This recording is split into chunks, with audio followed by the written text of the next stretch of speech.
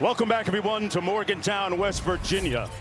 For the 108th edition of Pitt against West Virginia, you saw that sign. Yes, this is a rivalry where projectiles are sold separately.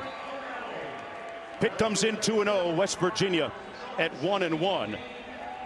And West Virginia looking at a potential carousel at the quarterback spot tonight, one of the prevailing storylines. On a beautiful sunlit afternoon here in Morgantown. Let's go downstairs to Quinn. Pitt quarterback Eli Holstein will be in the center of the storm today here amongst the noise. And talking to him this week, he said we had to embrace this rivalry, embrace the noise, and really enjoy this experience. Critical for him today is communication. Pre-snap at the line of scrimmage. He's a quarterback that likes to make checks and change plays. Can he operate efficiently with all the noise? And then lastly, as a sophomore transfer from Alabama, he's improved his pocket presence. He's a big quarterback, and he has floated between the tackles and made plays. He's tough to tackle, Mark. One of the challenges for the defense, Desmond Reed is going to be a prominent player either way in this game. He'll be out on the field in just a moment. Keep an eye on number 0 for the Panthers. He's not returning this kick. He usually does at times. This is Deuce Spahn, and Spahn will take it out just around the 20-yard line. It'll be first down and 10 for quarterback Eli Holstein from there. Completed 75% of his passes for 304 yards last season in this game. He completed 301 yards of passing for 3 touchdowns in a late fourth quarter rally to bring the Panthers back for the victory. First down and 10. Eli Holstein, a big quarterback. You mentioned the communication going to be huge, but he has really improved his decision-making and comfort in this Kate Bell offense. Kate Bell, the second-year offensive coordinator. Tight end in motion. They're going to run a little play action. Holstein will be sacked. Ball comes out. It's on the ground. Mountaineers couldn't scoop it. They had an opportunity. Instead, the Panthers recover. But a huge hit by Curtis Jones Jr. to spring that ball loose. Well, Curtis Jones Jr. goes underneath the tackle, through the block of Desmond Reed, wraps up Eli Holstein, the ball ends up on the ground. West Virginia had a wonderful chance to pick it up. Like one of the secondary members. Wow. Had a chance. That would have been Kakura Tarnu. Had a chance to pick it up and maybe score a touchdown. Pitt fortunate to end up with that one. Loss of 11 yards sets up a second down and 21. Back inside the 10-yard line, Holstein had a man in the middle of the field. Down the sideline, open, but overshoots Desmond Reed. So in a blink, it's going to be third down and 21 to go. They had a matchup for Desmond Reed. He's matched up on the linebacker, Ben Cutter. And as Eli Holstein escapes, Cutter's eyes were in the backfield, and he goes down the field. These third and longs, West Virginia has to get off the field. These first 3 snaps, West Virginia's played a little bit of a different defense than they've shown consistently over the course of the year. And it's got Pitt in a situation where they're going to have a tough time picking it up. How so different? The 3 down linemen, 3 linebackers, and 3 safeties deep for this West Virginia defense.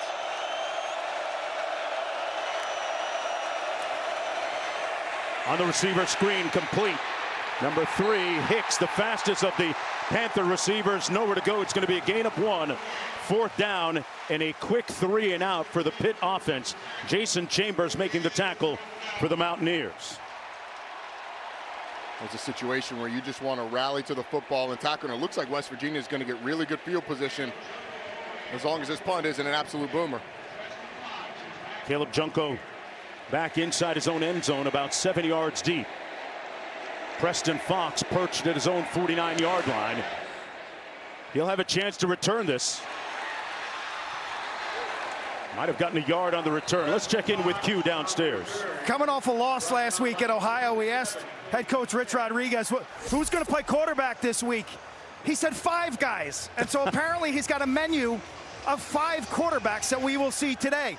Nico Marchiol will start, the lefty, likely not a great runner, but he's their best passer. You'll see Jalen Henderson, another lefty. He was 0 for 4 last week in the throwing game. You also could see a youngster, Scotty Fox, who ran for a big touchdown against Robert Morris. Khalil Wilkins, or even Max Brown. 5 guys. Well, we'll make sure that we're watching up here.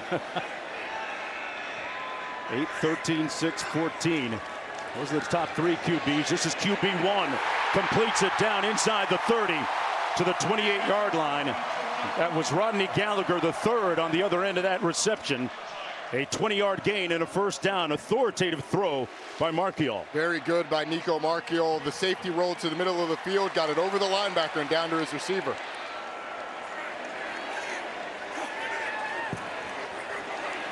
That pass incomplete at the 31-yard line. Intended for Gallagher again. Oh, they're going to call it a catch. Check that. Man, how about this throw? Gets it over Kyle Lewis, and the safety, Javon McIntyre, was going from over the slot, sprinting to the middle of the field to have that middle third. Nico Marchiol saw it and delivered accurately. Loss of 3 on that previous reception. Marchiol under duress, and he's going to be brought down behind the line of scrimmage by Rasheem Biles. Back at the 33-yard line. A loss of 2 on that play. It's going to be 3rd and long. They're going to go quick. They get lined up. Marchiol finds his man down to the 25-yard line. That's the tight end, Grayson Barnes, but short of the first down. 4th on that 8-yard gain.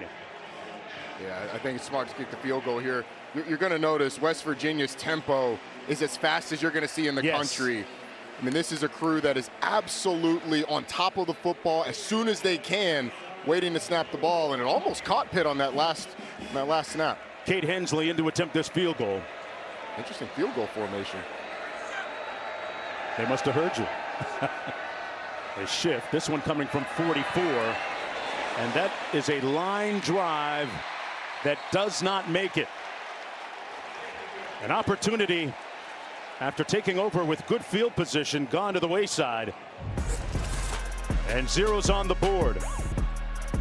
Rich Rodriguez back on campus in Morgantown to finish the job. Pat Narduzzi's team dodges one there. 1st and 10 coming back the other way when we come back.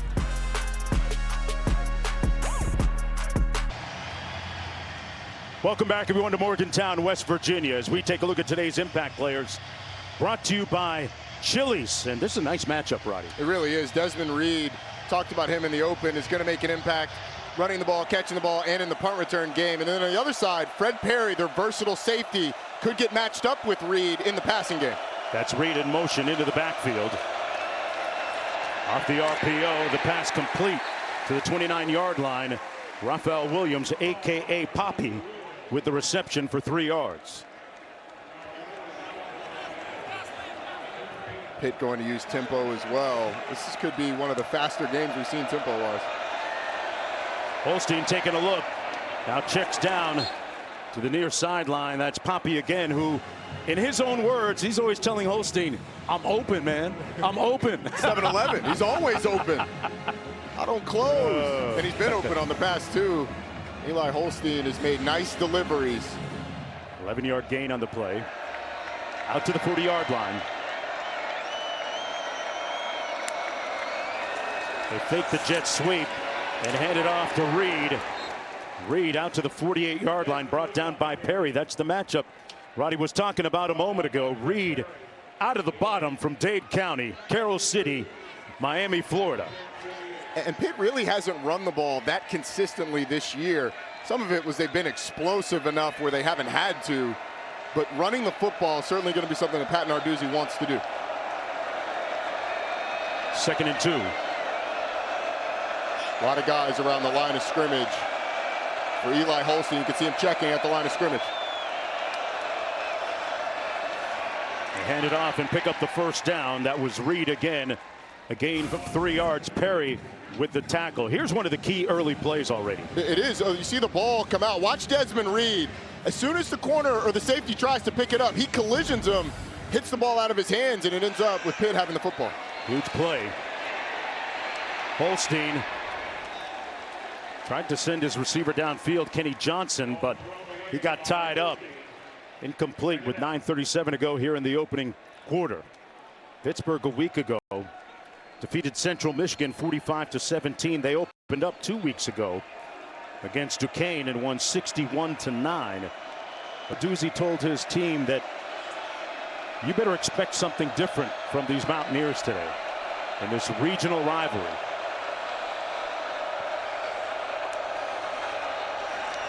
Holstein gets it out quickly. That's Johnson. Had a blocker out in front of him.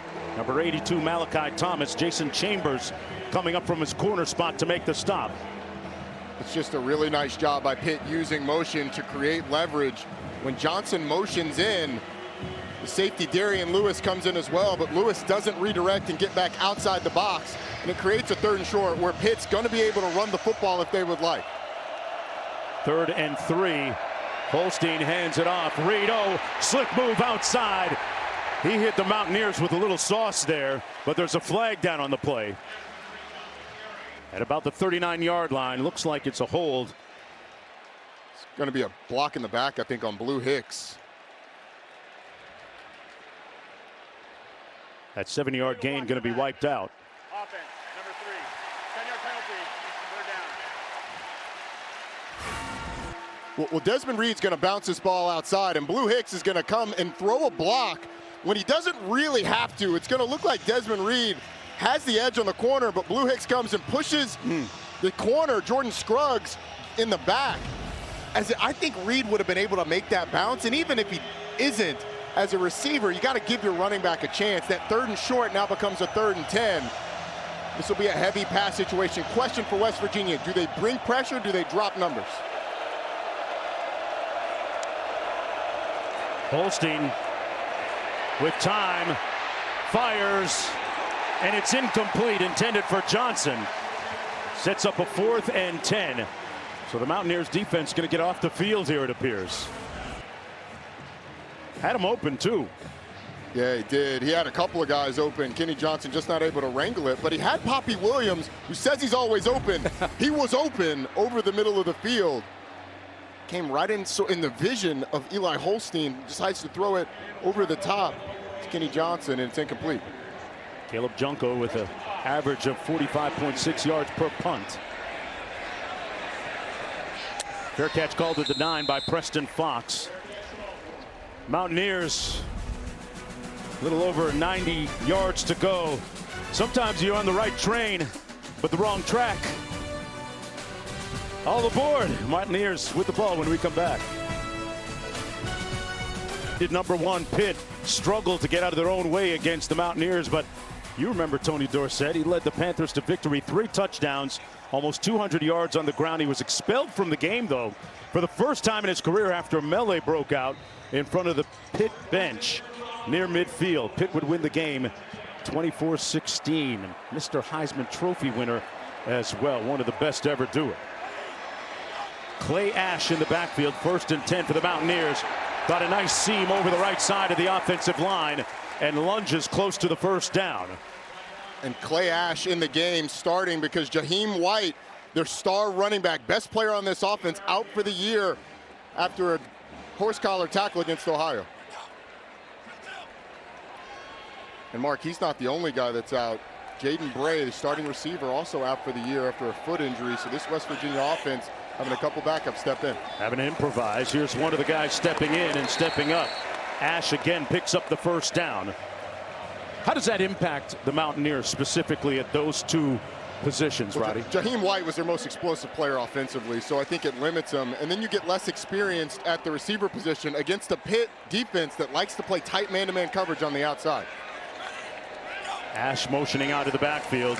Markiel is going to be sacked for a loss of about 4 on the play. Jimmy Scott was the first defender to get there. He's one of their top pass rushers on that front. It'll be 2nd and about 14.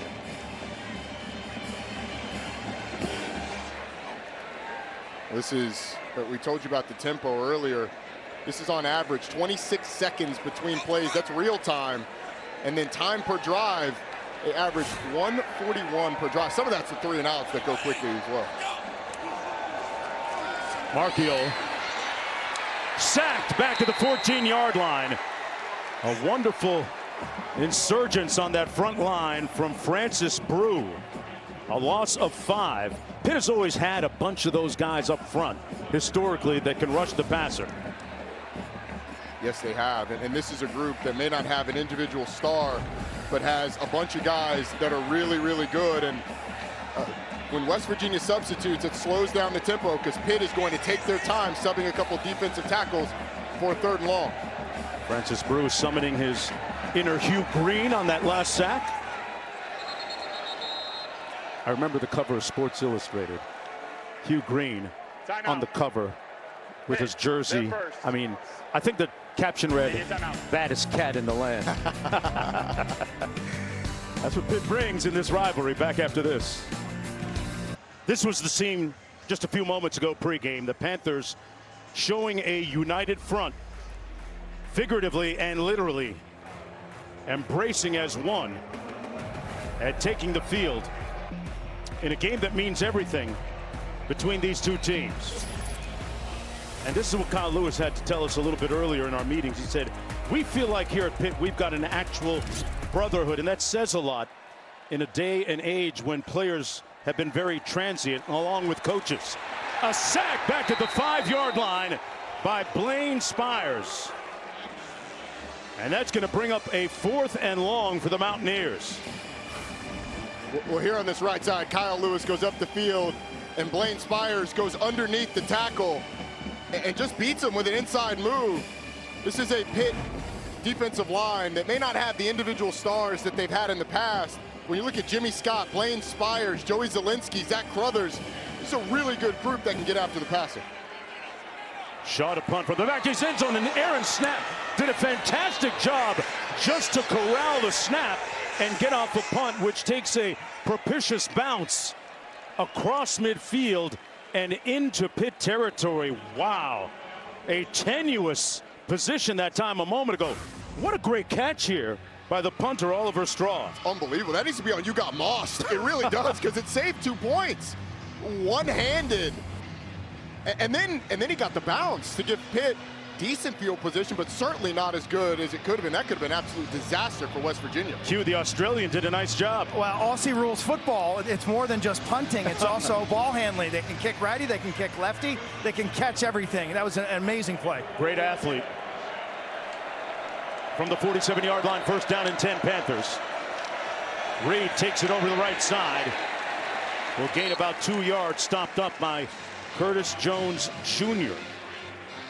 Setting up a 2nd down and 8. The two defenses have dominated so far. I think we expected Pitt's defense to have success against West Virginia's offense, but the fact that this Pitt offense that's put up 400+ yards in each of its first 2 games, being held to only 25 so far in this one, that one's a little bit of a surprise, but Zach Alley doing a nice job of mixing up the looks.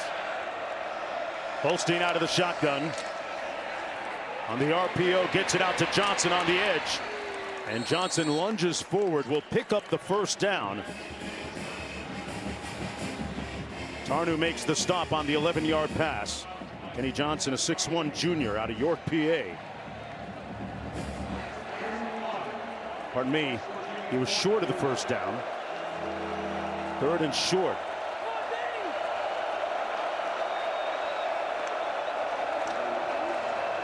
Reed made a great jump cut near the line of scrimmage and scampers for about a 9-yard run. Coates finally dragged him down. So the defense that West Virginia's gone with on this drive is much more like what we saw on the first drive.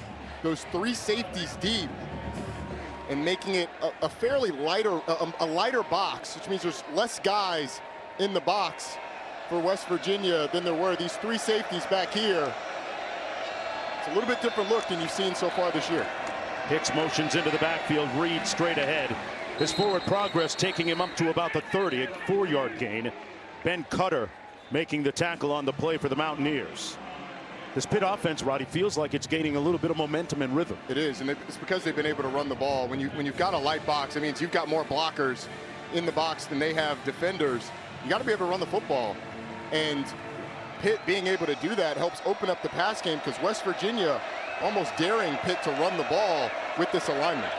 Reed has been able to do that successfully so far. Saw his numbers a moment ago. Back to pass. Holstein scrambles and pushed out of bounds at about the 29. Good pursuit and pressure by Devin Grant, a 1-yard gain on the play. Devin Grant does a really nice job of just getting around the corner against the tight end. And that's a mismatch with a big 265-pound Grant's able to get around the corner. Now on a 3rd and 5. And Zach Alley likes to dial up some pressure from time to time. We have not seen that on a 3rd down so far. But this is an alignment that looks like it's man-to-man coverage. You could get pressure. They've got to locate Poppy Williams. He's a favorite target in these situations. Holstein downfield for his tight end, incomplete. Intended for Justin Holmes, but he overshot his receiver. It appeared he had him open. It did, but the pressure. I mean, West Virginia brings 3 players up the middle on this blitz. You're going to get 1, 2, and then the safety 3. All blitzing up the middle, right in the face of Eli Holstein. He has to move a little bit. Pitt actually does a decent job picking it up, but just misses the throw. And then now Pitt's got the offense out here on 4th down. Wow, they're going to go for it on 4th and 5. The 2 of 4 and 4th down conversions this season. Holstein gets it out, completes it. The catch made inside the 10 and still going. Malachi Thomas. And that's going to be a 1st and goal now for Pitt. A 22-yard gain. We have a flag on the play, though.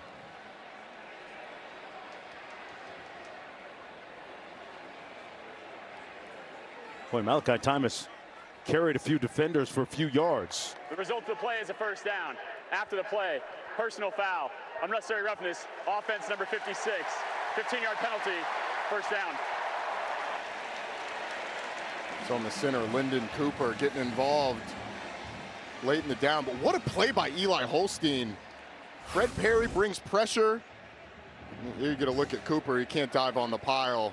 We have our buddy Matt Austin here. Matt, tell us why on this call. Well, yeah, that's a good call. You can't come in that late. We've got fouls now for a blindside block. The runner was already down. He came in. He tried to push the pile. He got there a little late. As Roddy said, you just can't dive into people at the pile and try to pick guys off. I appreciate you having my back, Matt. Thank you. Approaching 2 minutes to go in the opening quarter. Panthers backed up after that 1st down. Holstein going to be sacked back at the 27-yard line. The ball coming out, or was he down first? That's going to be the 2nd time we've seen it squirt out. The first one wasn't fumble, but Sternin was the first one to get there. 2nd down. But the 2nd down. Yeah, it looks like ball's out. Yeah, it did. Question is, did you have an immediate recovery? I didn't see who ended up with that football, but the ball is clearly out. Who ends up with it at the end? Gouveia, number 66, appeared to be a little casual about picking the ball up. He might have thought it was whistled dead. 2nd and 14 as a result. Read split to the top of your screen. Middle of the field, incomplete, intended for Poppy Williams. And it sets up 3rd down and 14. I'll tell you what, Mark, the pressure that West Virginia is able to get on Eli Holstein should be concerning for Pitt. I mean, he has been under constant duress, whether they brought pressure or not. 2 plays ago, Vesterinen just powers through the center to be in the lap of Eli Holstein, causing the fumble. And on that last play, he's having to move up in the pocket. I would say that's an area of concern so far. Duly noted. 10th play of the drive coming up. Holstein gets it out. Reed rocked at the 25 and stopped. Well short of the 1st down, picked up 2 yards. Michael Coates Jr. with the tackle. And under a minute to go in the opening quarter this time, Pitt will bring in the field goal unit. Trey Butkowski will come in. Made a 43-yarder last week. 1 of 1 on the season. This one also coming from 43 yards out.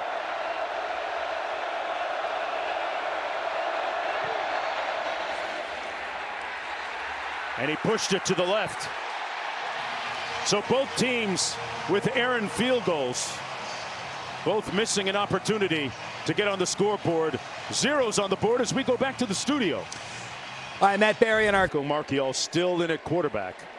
We have yet to see either Jalen Henderson or any of the other quarterbacks.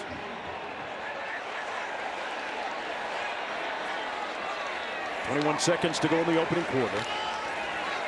Handoff and a crease up the middle, out to the 37-yard line. A nice sprint by Ty Edwards. It's a really good job by the two pullers from the backside, opening up a hole.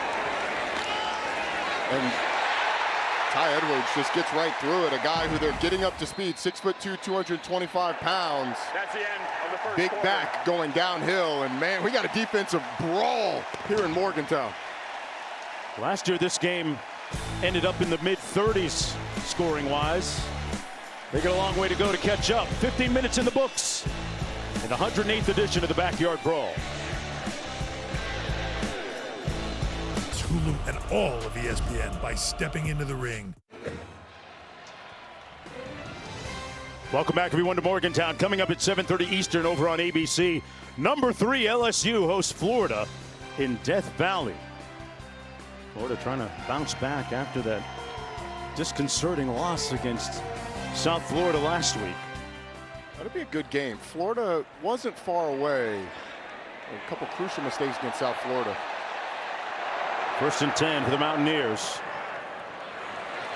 Marchiol out near the 40, a 3-yard gain to Gallagher. McIntyre making the tackle on the play. 2nd down. Rich Rodriguez, there's a lot of memories of these games against Pitt in this backyard brawl. And when we asked him yesterday if one jumped out at his mind, he said it was the one in 2005 in which quarterback Pat White had a huge game, a lot of production against Pitt on a frozen field. Had a chance to catch up with Pat White on the field before the game. Talking about a guy that could play, man. And he could sling it. Versatile quarterback. Another lefty like the guy now. Completes that pass to Gallagher, the 3rd. But stopped up short of the 1st down by Sean Lee Jr. 6-yard gain, setting up a 3rd down and short. It's a really nice job of using the play action to get Nico Marchiol on the perimeter. 3rd and 2. Marchiol hands it off to Ty Edwards, who moves the chains. Let's go down to Quint. I spoke to Coach Rodriguez during the first quarter changeover there. Offensive line, the big question mark right now. They've got to protect better, but he wants to see Nico get the ball out faster. And what you're seeing on this drive, Mark, is a lot of quick game. Little 1- and 2-step drops, boom, the ball's out. They've got to get out of the pass protection business. No doubt, Q, and it's gotten them successful 1st and 2nd down plays so they can get into their tempo. For these tempo teams, a positive play on 1st down is so crucial. 43 total yards of offense so far for West Virginia. A nice slant caught over the middle. Wow, and Cam Vaughn hung on to the ball after taking a jarring hit, and they moved the chains again. Pitt brought pressure, and West Virginia did a nice job of picking it up. 18-yard gain on 1st and 10. Edwards. Interminable energy out near another Mountaineer 1st down inside the 25. How about the strength of Ty Edwards to break tackles and get positive yardage? Up at the line and snapping it quick. Edwards stopped up right near the line of scrimmage. Took a bit hit from Rasheem Biles, who upended him. Then Brookins came in to clean it up.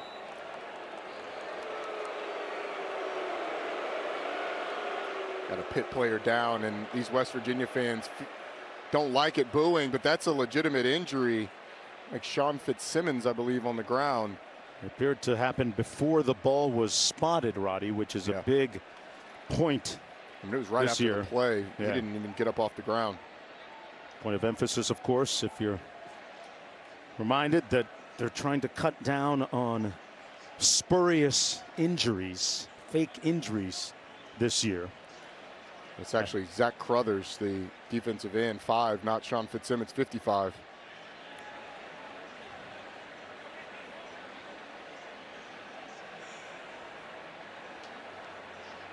Panthers defensive front has registered a couple of sacks here already today. Eastern time, I'll be on the JOB with Carolyn Peck. I was gonna say, hopping on the JET out there to Vegas. They're reviewing to see if Ty Edwards got the 1st down, but the Atlanta team has got us all daring to dream. You excited, right? That's your pretty excited. That's your crew, the dream. Pumped. They are checking to see if he made the first down or not. His knee appeared to be down. Well, they've got a better view than we do.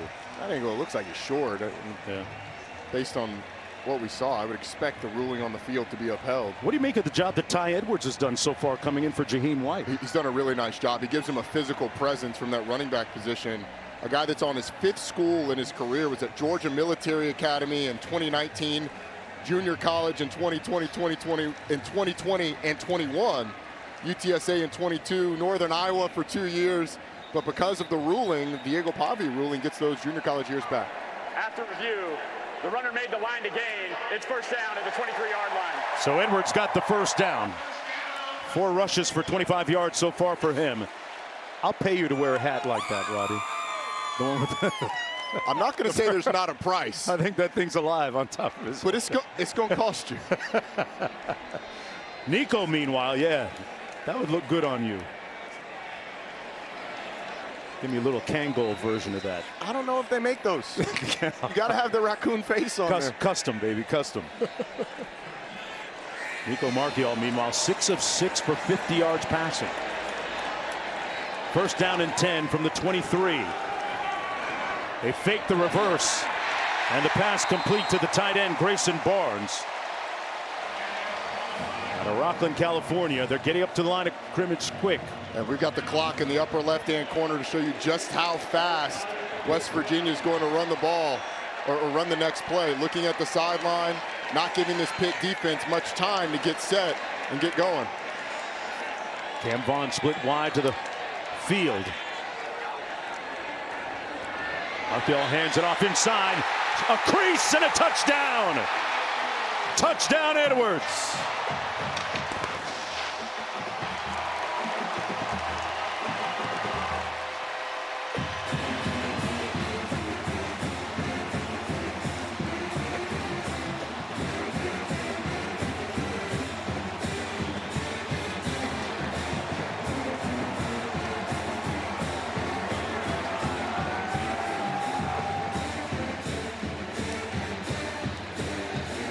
Ty Edwards with his first rushing touchdown of the season.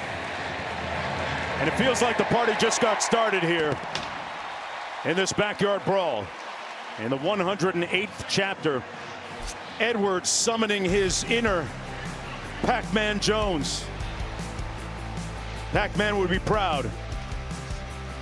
7-0 Mountaineers when we come back. This was that last play. At 24 seconds after the ball went out of bounds, West Virginia runs a little counter. You're going to get 2 blocks, one of them coming on Kyle Lewis, the linebacker, and right up the middle goes Ty Edwards. But the trick play, the fake reverse to the tight end, 24 seconds later, you get a downhill run, and you're in the end zone. Set that up very well. On the kickoff return out to the 20, it's Deuce Spahn. Let's check in with the studio.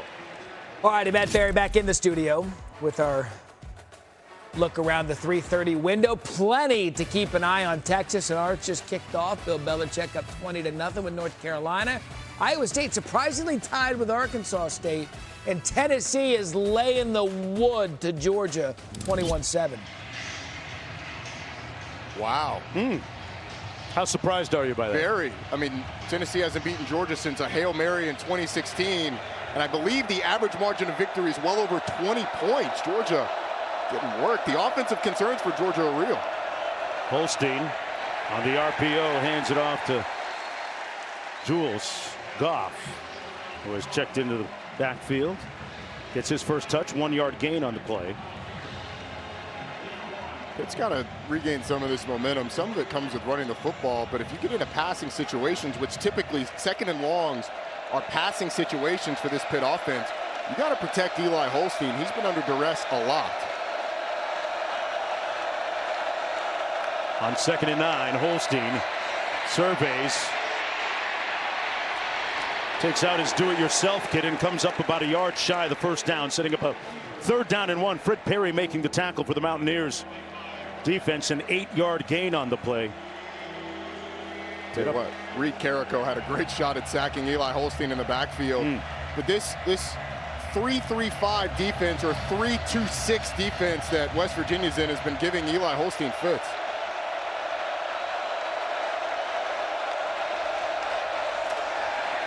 Holstein got it out under duress again. And they're going to blow it dead. It's going to be an incomplete pass. Good pressure, though, by Braden Siders. Tremendous individual effort by Braden Siders.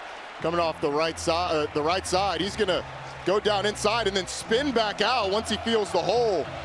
And once again, it's man-to coverage on the back end. Nobody's able to get open quickly enough. Eli Holstein under pressure. Just has to chuck it out. Partner, is it me or has Holstein been a little bit loose with the ball today? He has. It is not just you. I saw the fumble earlier that wasn't called. That one, a very dangerous kind of shove out wide. Junko with the punt. Fair catch back at the 30-yard line by Preston Fox. It'll be 1st and 10 after that 41-yard effort. When we come back, each one teach one. Quint with more on Teacher Talk. Was your student, Sherry, when he was in 1st grade, and you must have made a huge impact. How'd you do it?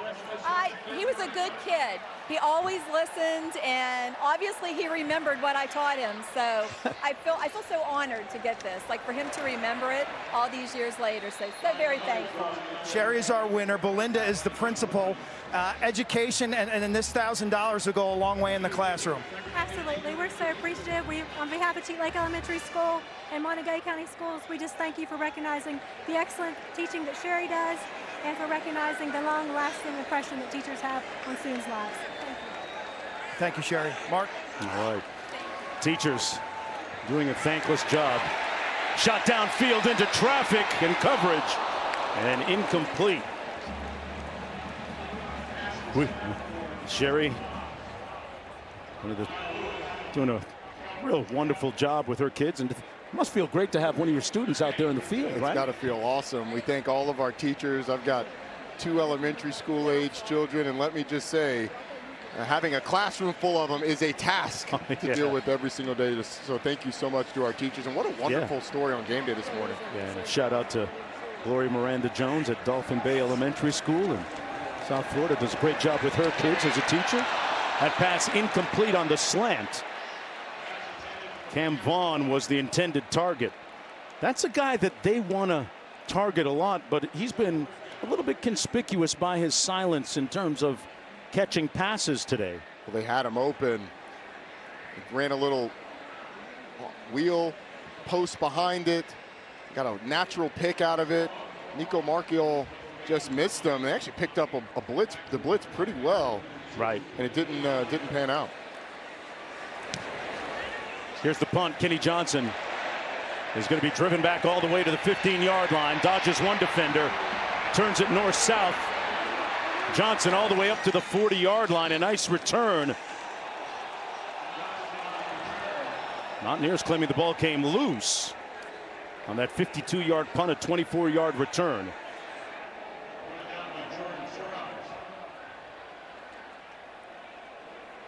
It'll be 1st down, Pittsburgh.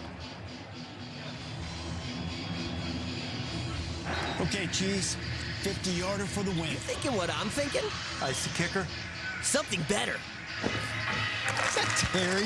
Did you just get hired? Dude entered the portal and came out a legend. Want it, need it, cheese it. I still have a bunch of those from the Cheez-It Bowl we did last year. Do you? I wonder if they're a little stale now. That was back in January. 1st and 10.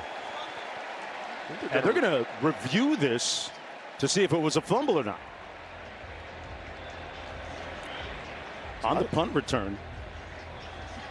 I didn't see the ball come out and hit the ground, but I did see a West Virginia player punch at it. Yeah, Kenny Johnson was the pit player right here. If you take a look, Johnson, nice return of about 24 yards, but right there, was he down or not? Looked like he landed on one of his teammates. Well, it's also when the ball's punched at by Jordan Scruggs, Scooter Scruggs, as the balls start to move, because if the ball comes out before he's down, Scooter Scruggs clearly gets up with the football. Yeah, we can't even see the ball from this angle.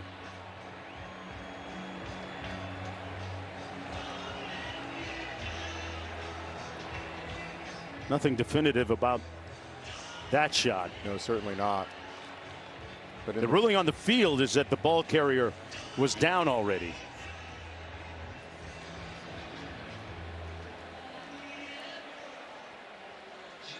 Obviously, the ACC Replay Center in Charlotte, it's an ACC crew. They've got all the angles. Let's bring in Matt Austin, our rules analyst, Roddy. Let's wait first. The ruling on the field is upheld. First down.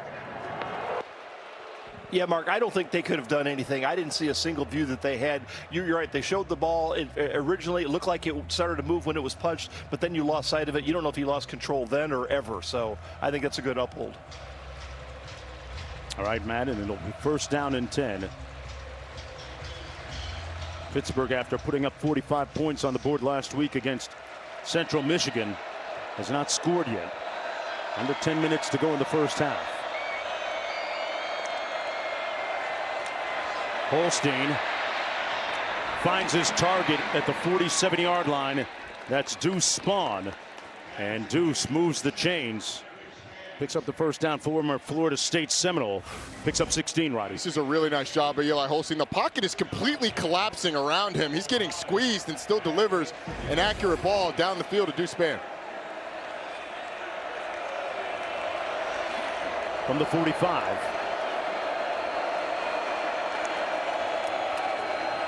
Williams in motion, wide open at the 28-yard line. He makes the catch, and Poppy making a little bit of noise with his play in his mouth right now. First and 10. Personal foul, roughing the passer with targeting. Defense, number 33. Penalties half the distance to the goal. Automatic first down. The previous play is under review. Roughing the passer with targeting, Roddy. Yeah, you're going to see right up the middle, Ashton Woods. Eli Holstein delivers the football, and the quarterback is a defenseless player in that scenario. So all you need is forcible contact to the head or neck area for it to be targeting. It's a high hit. I would say it's pretty forcible to the head or neck area. Matt, what do you see there with the targeting and the personal foul roughing the passer as well? Well, as you said, Roddy, this is definitely a high hit, which does rise to the level of roughing the passer. The fact that there was an upward launch at the end, he was attacking with force with that upward thrust and the blow to the head, as you said. I think this is definitely targeting and should be upheld. Yeah, that upward thrust that you were talking about, that's the indicator needed for it to be considered targeting. Rich Rodriguez fired up. An interesting, good distinction by you, partner, to say that the quarterback is considered defenseless too, right? Yeah, when he's in a passing posture, right. He certainly is. Protect these guys. And the coaching point for Ashton Woods is if you bring that target zone where you're going to hit the quarterback, if you bring it down 6 inches, hit him in the sternum, then I think you're good on both fronts, because it wasn't a late hit on the quarterback. It was just high, which gives you the roughing the passer. And then the targeting is, hey, is there an indicator? Is it to the head or neck area, which I think in this situation it is. After review, there is a personal foul with roughing the passer with targeting. Defense number 33. Penalties half the distance to the goal. Number 33 is disqualified. Yeah, I think that's a good decision by the replay booth. That was definitely a hit to the head, and there's, you got to get that hit out of the game. Well, that's going to move the chains and the ball quite a bit for the Panthers, still looking for their first score. Ashton Woods, a reserve linebacker for this team, but plays a lot, especially with Chase Wilson got banged up a week ago. He's been playing in this game, but maybe not as many snaps as we are accustomed to seeing. So now Reed Carrico in the game along with Ben Cutter, number 15 at linebacker. From the 12, first and 10. Eli Holstein keeps it himself and makes it down to about the 6-yard line. Holstein put up 300 yards passing, 3 touchdowns in last year's comeback victory. 2nd and 5 coming up. Young man who told me that Josh Allen is the guy that he likes to watch a lot of video of, and kind of take parts of his game from him. Reed is out of the ball game. Jalen Williams is in at tailback. Holstein fires, picked off in the end zone. It's coming back the other way. Darian Lewis with a huge INT.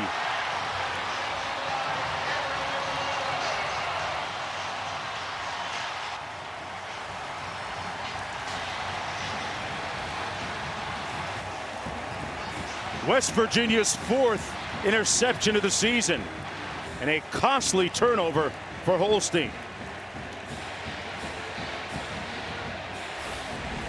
Well, you're going to get these two receivers going in, and Zion Fowler is the one that he's looking for. It's just a throw that's behind the intended receiver.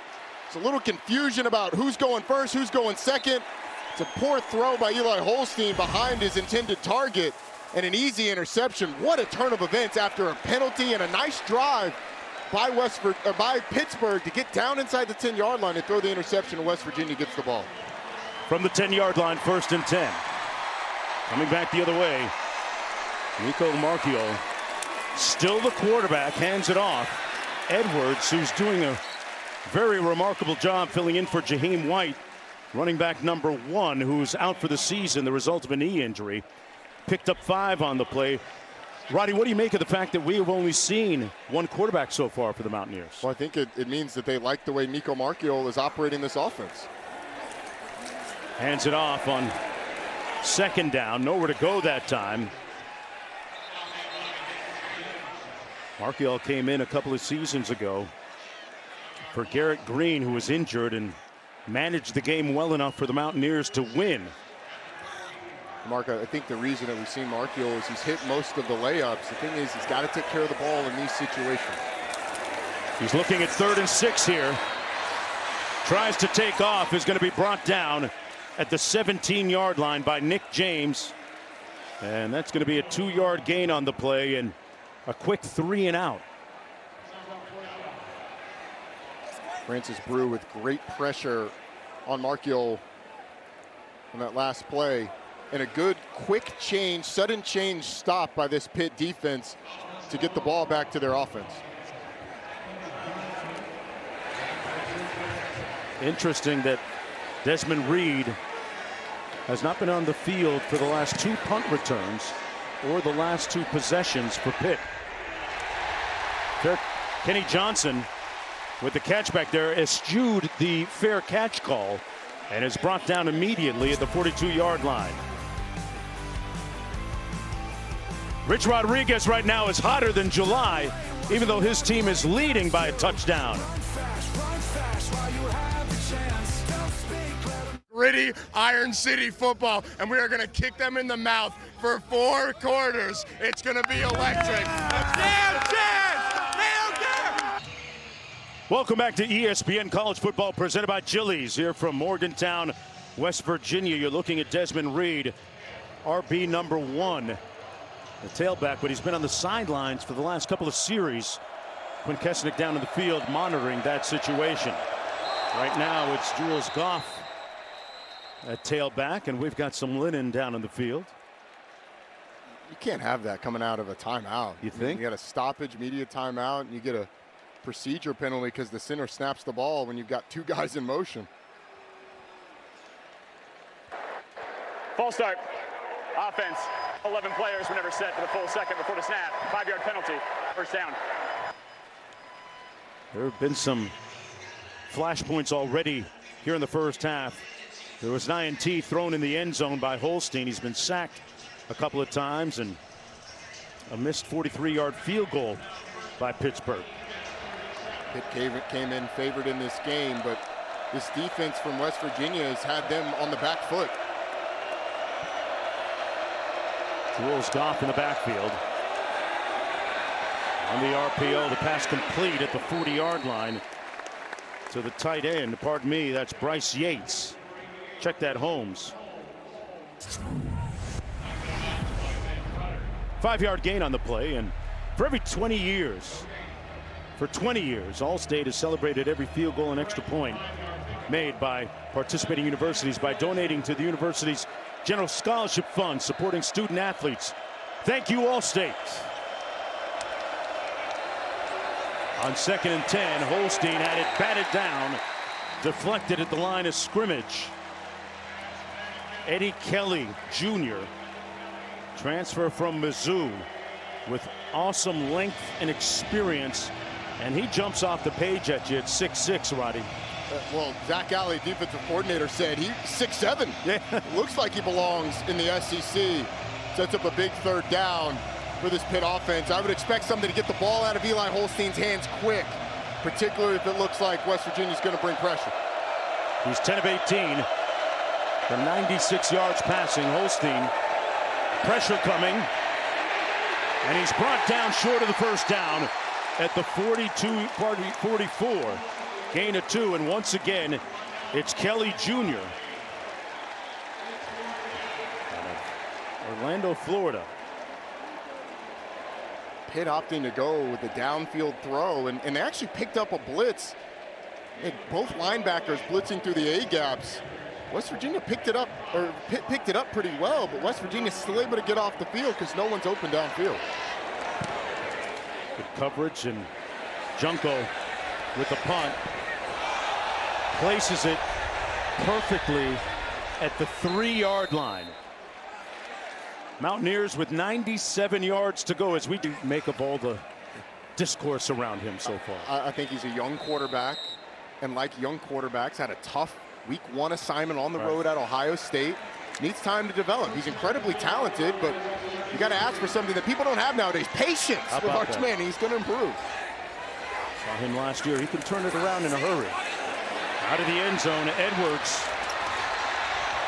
got around that left side. A decent gain. Braylon Lovelace making the tackle on the play. Edwards picks up 6. Javon McIntyre, the safety, had a chance at Ty Edwards in the backfield, but 225, stiff-armed 195. Got a nice gain on 1st down. Simple physics. On the counter, Edwards with a 1st down, bouncing it outside now. And Edwards pushed out of bounds. They're going to spot it at the 36. Well, it's the couple blocks by number 54, Walter Bear Young, and then the tight end that are able to spring Ty Edwards on the edge. And the secret to beating this Pitt defense that dedicates so many bodies to stopping the run, you can run the football or hit explosive plays down the field. Those are ways to really gash this Pitt defense. And that was the longest run of the day, 27 yards. Bowers that time up and over. Picks up a couple of yards. 2nd down and 8 coming up, approaching 4 minutes to go in the 1st half. Mountaineers with some 80 new players this year, but Coach Rodriguez telling us that to a man they sense the significance of this regional rivalry. The ball seemed to come out. Pitt could have had it, couldn't squeeze it, still loose. They're still looking to locate it, and the Mountaineers may have caught a break and recovered it. Wow. That ball was on the field for longer than it takes between snaps for West Virginia to run a play. Bowers kicked it out of the hands of his own quarterback, Marchio, right there. And that's where the fun began. Starts with the low snap. Oh, geez. What was Braylon Lovelace doing? Just hold on to the ball. That's why he's playing defense. Yeah, no kidding. Looked like he could have just held on to that thing. Maybe it knocked it out when he hit the ground, but wow. Man, what an opportunity lost for Pitt. All that, Roddy, and a loss of 2 yards as a result. Back at the 37, 3rd and 9. Marchiol gets it out. Ash with the catch.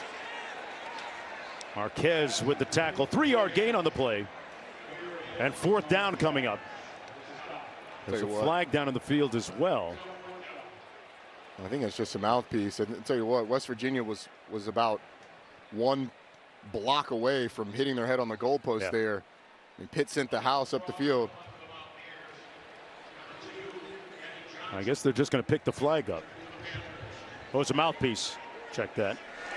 Like you said. Here's the punt from Straw. And it comes down to Kenny Johnson with a fair catch.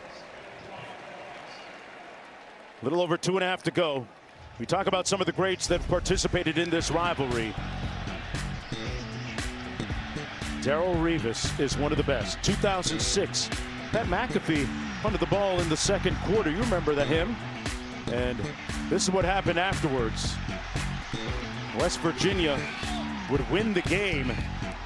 And Darrelle Revis with a wonderful punt return. Yes, it was. I'll tell you what, Mark, there were a lot of blocks on that punt return that you can't throw nowadays. Saw some targeting, saw some illegal blindside blocks.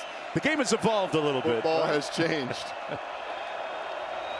Off in the backfield, Holstein with a clean pocket, overshoots his receiver, Poppy Williams. Incomplete. What's up, Q? Desmond Reed remains a spectator on the far sideline, on Pitt's sideline. He's got his helmet on. It looks like he's ready to come back in the game. He hasn't been receiving any attention from the training staff, but this will be the third consecutive drive that he's a spectator. That's a big deal. This is a guy who averages over 150 yards all-purpose for the Panthers. Yeah, so rushing and receiving. So good with the ball in his hands, creates mismatches in the receiving game, as you were saying, Mark. Got a little motion out of the backfield, and nice catch that time by Bryce Yates. Picked up 6. Setting up 3rd down. I wonder if you're Pitt, if you don't take this thing to the 2-minute timeout. They do not. Holstein fires, got a man, and some unclaimed domain out in front of Yates. Still on the loose. Down to the 5, 1st and goal, Pitt. That was the big one they've been looking for. 68-yard pickup. What a play by Bryce Yates. Gets one-on-one with the safety, Kakura Tarnu, and an explosive play in the backyard brawl gets Pitt in great field position. On the Lexus halftime report. All right, thanks a lot, Matt. 1:55 to go, coming out of the 2-minute timeout. Holstein, after that 68-yard longest play of the game, the ball appeared to be fumbled momentarily. Holstein falls forward around the 5-yard line, and again, Roddy, a little bit of loose handling of the football, it appeared. Yeah, Eli Holstein pretty fortunate that that thing didn't come out and hit the ground. And he's slow to get his sensibilities back here. Yeah. That'll bring in Cole Gonzalez for a play at least. Gonzalez, a 6-foot, 200-pound senior from Gainesville, Florida, an Oklahoma transfer. Starting to warm up there with 1:48 to go. What does Pitt need to do to get this ball into the end zone and get on the scoreboard? Well, big question is how much do you trust Cole Gonzalez to throw the ball? Because I think if you're West Virginia, you got the backup quarterback coming in. You're going to come after the quarterback and try and stop the run. Desmond Reed also not in the game. We just saw an offensive lineman for Pitt exit the game as well. So you may be down one of your starters in the offensive line, down your starting quarterback, and down your starting running back. Wow. Here's a look at that last play. There's a malfunction at the junction with that exchange between him and his running back, Goff. And he immediately took his helmet off. West Virginia has elected to take their first timeout to avoid the 10-second runoff. 30-second timeout. So West Virginia, in that situation, the injury to Eli Holstein stopped the clock. That would be subject to a 10-second runoff. Right. Pitt would want the 10-second runoff. Drain the clock a little bit, try and get out of here in the next couple plays. Closer to halftime, West Virginia does not want the 10-second runoff, so they take the timeout to avoid the runoff. My partner's up on the rules, folks. He's on it. Man, I'm texting with Matt Austin all the time. He gets me right. He gets me right. 2nd and goal coming up. Big games coming up on college football today. That Miami, South Florida game that Matt was alluding to a moment ago, and LSU, Florida. Correction, West Virginia will not take their timeout and decline the 10-second runoff. The clock will start on the snap. Oh, so there you go. See, we should have brought in Matt. Matt. What's up, Matt? We were almost right, but what was going on there? Well, the Pitt player was hurt, so the 10-second subtraction would be the choice of the opposite team, which would be West Virginia. If they want to keep clock time on the clock, they just decline the 10-second subtraction. Yeah, see? No timeout necessary. This is why I should have sent the text to Matt. Matt, thanks for being there for us. 2nd and goal coming up. Ball perched at the 5-yard line. Desmond Reed, the most potent force offensively for the Panthers, not in the football game. Goff in the backfield. Pass way over the head of the intended receiver. Fowler, L. Wow. Gonzalez just airmailed that. I don't know how, if you're Cade Bell. That thing was higher than San Francisco rent. Not only that, but it looked like a punt. I don't know how, if you're Cade Bell, the offensive coordinator for Pitt, you call another pass, because that thing looked like Cole Gonzalez was juiced up. Whew. West Virginia still has all 3 timeouts. If you get a stop here, West Virginia's going to get the ball back with plenty of time. I would expect Pat Narduzzi's is going to call a timeout. Yeah, play clock already down to 4. And there's the timeout on 3rd and goal. 30 seconds. Holstein still on the sidelines. Cole Gonzalez in the football game for his 2nd play. And without Des Reed, their imperious force offensively. Let's take a look at this week's college football rankings, brought to you by Allstate. Here in week 3. What jumps off the page at you, partner? Well, that top 25 matchup down in South Florida. Miami up 7-0 in Miami Gardens, where they play their games. How about Georgia trailing 21-14? They were down 21-7. Now they've clawed back in this thing. It's interesting to see how that one plays out. If you go down a little further in the rankings, Clemson at number 12 certainly going to drop out of the rankings this week. Let's go down to Q. You need a good cut man in your corner. Eli Holstein ducks into the injury tent. They tape him together, stitch him up. He's back in the ball game. Part of backyard brawl lore. On 3rd and goal, Holstein into the end zone. Boy, there was some miscommunication between Kenny Johnson, his receiver, and Eli Holstein. Holstein, and it's 4th and goal coming up. In comes the field goal unit. And I think Kenny Johnson was right on that one. They bracketed him with the safety inside and the corner outside. Eli Holstein's expecting him to run the fade. There was nowhere to go on the fade. Yeah. Eli Holstein fortunate that fell harmlessly to the turf. From the 23-yard line, Butkowski. It's a sharp angle, but knocks it through. 7-3 ball game with 1:37 to go in the first half. You would have to consider that a little bit of a win for the Mountaineers defensively. Absolutely. You had Pitt in a 3rd and long situation, and then the big play to Bryce Yates down the field gets Pitt inside the 10-yard line. Pitt a little unlucky that Eli Holstein gets banged up and is out for that 2nd down play.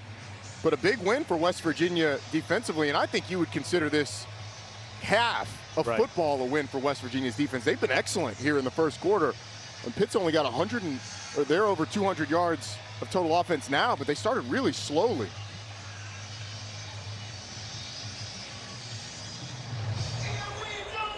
Take a look at Pat Narduzzi and what it sounded like pregame after the kick here.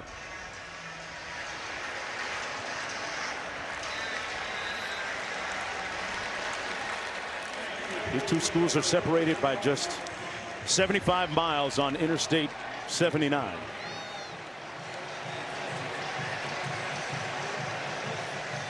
You don't want to do that drive at nighttime, though. No, I did it from the Pittsburgh airport, man. It's dark. Those roads are windy. Those country roads. Fair catch called. It'll be 1st and 10 from the 25 for the Mountaineers. Here's what it sounded like pregame. Let's go coach them up today. Let's go, wideouts. Let's go, Poppy. You're always open. Let's go. Turn loose with a motor today. You got me? Let's go. Let's go. Line starts up here. Starts with you guys. Let's go. Execute. Focus. Great focus, baby. Let's go. Yes, sir. Looking fast right here now. White lightning. Right now it's on his defense, former defensive coordinator, and several stops, including Michigan State several years ago. First down and 10 for West Virginia. Handoff is to Clay Ash. How surprised are you that we've only seen one quarterback for the Mountaineers so far?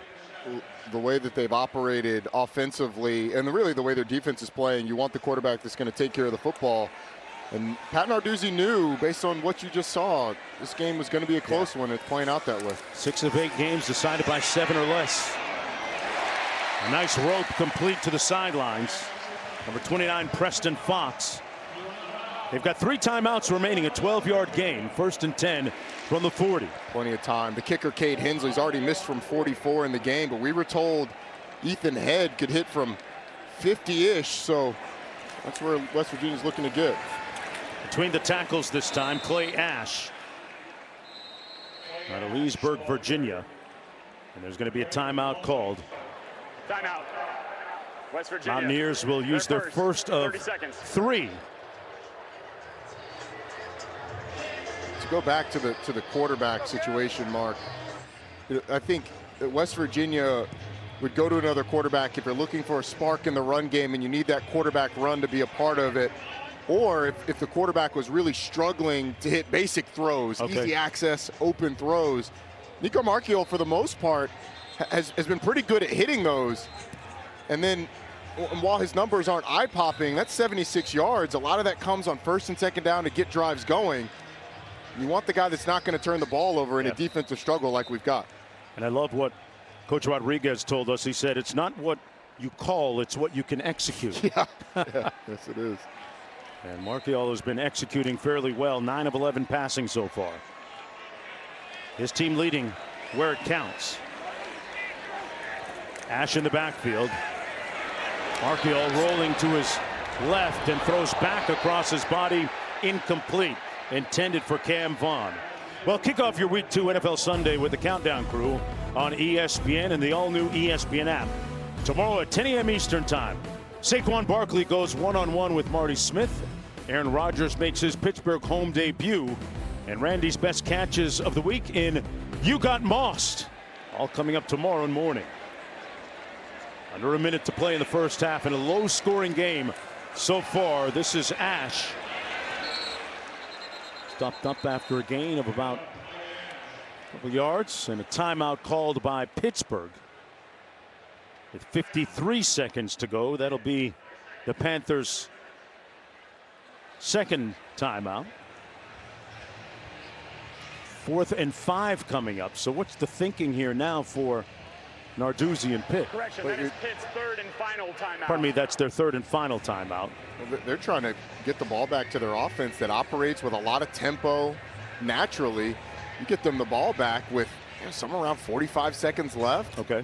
You can drive down, get a long field goal, or I mean, they've already hit West Virginia for one long play in the game.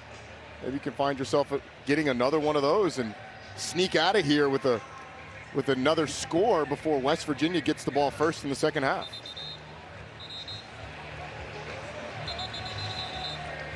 And one of the prevailing storylines emerging right now is Desmond Reed.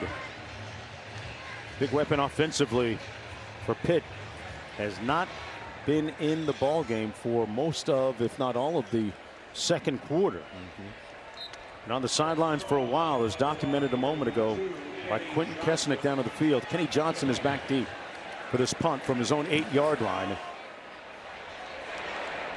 Junko gets it down to Johnson, who fields it inside the 10, makes it out to the 11-yard line with 43 seconds to go. A 51-yard punt, 6 on the return. Begs the question right now, how much more, or if we will see any more of Desmond Reed, one of the big variables in the ball game. He looks pretty down on the sideline. It's just a snapshot. It's not a fair one, but I mean, we have not seen him for much of this first half. Really explosive player. Their most explosive player, most dangerous player with the ball in his hands, although Kenny Johnson is as well. Goff in the backfield beside Holstein.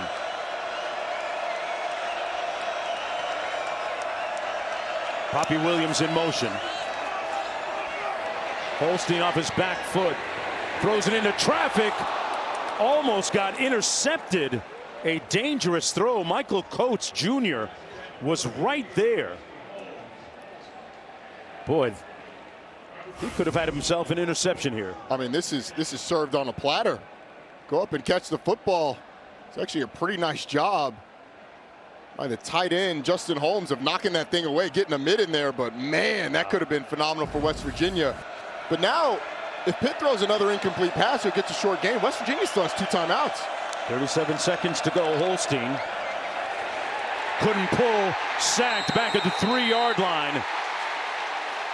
Boy, what a great surge that time by the front. West Virginia's desperately trying to call a timeout. Rich Rodriguez has been trying to call it for about 5 seconds.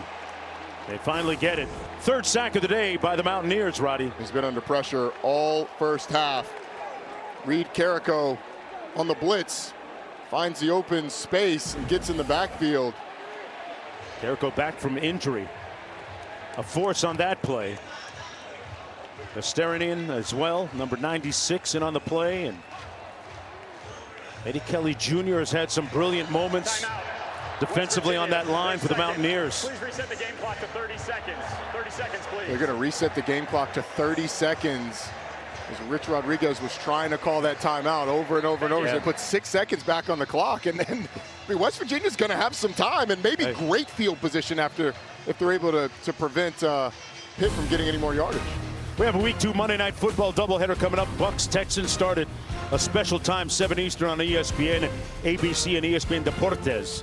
The Chargers and Raiders will follow on ESPN, Deportes, and the app. NFL Live kicks us off at 3 Eastern, followed by SVP and the Countdown Crew at 5. 2 of 10 on 3rd downs this afternoon for Holstein and the Panthers. Out of the end zone, complete, but short of the 1st down, out to the 13. Hicks with a catch and run. And 4th down coming up for the Panthers after that gate of 8. West Virginia, that was not a trivial gain by Pittsburgh. It gives them more room to punt the football. But West Virginia, with the stop and the quick stop, because of that 1st down pass, they're going to get the ball back with some time left on the clock. And if they can get a return, they may be in great field position. Preston Fox, one of their punt returners. And this, how surprised are you, Roddy, that this football game is as low scoring as it is so far? I would say a little surprised. The question was going to be, how does West Virginia's defense stack up against this Pitt offense that's been really prolific to start the year, albeit sometimes inconsistent running the football. And they've done a great job stopping the run, forcing Eli Holstein to throw the ball. And inside the 10-yard line, Pitt's had 2 trips inside the 10 and only come up with 3 points. 5th punt of the afternoon for Junko. He'll take a bounce at the 40-yard line. Clock running, and it'll stop with 13 seconds to go. Neither team with timeouts remaining. A 56-yard punt, most of it dribble. He probably wasted about 5 or 6 seconds by letting that punt hit the ground. See what Nico Marchiol can get done here in 13 seconds of play. Quarterback who a couple of years ago came on in relief of Garrett Green, who was injured. Managed the game well and led the Mountaineers to a win. Last year, the Panthers with the answer in a late comeback victory. Marchiol taking a shot down the sidelines and an overthrow with 8 seconds to go. Got a flag down on the field as well. Personal foul, roughing the passer. Defense, number 5, 15-yard penalty, automatic first down. Wow. A little bit of a gift that time from the Panthers defensively. Yeah, and it's not much, but it's not much at all. I don't like that roughing the passer. It may be roughing the passer by the letter of the law. Let's ask Matt Austin. Matt, what do you think about that roughing the passer? I don't like it. Well, from that view, I'm not crazy about it either, but you don't really have a good view when you're looking through the defender. So it didn't look like he took extra steps or anything. He was a little high, but not that high. From the 46 as a result. See how many plays he can get off. This probably will be the last one.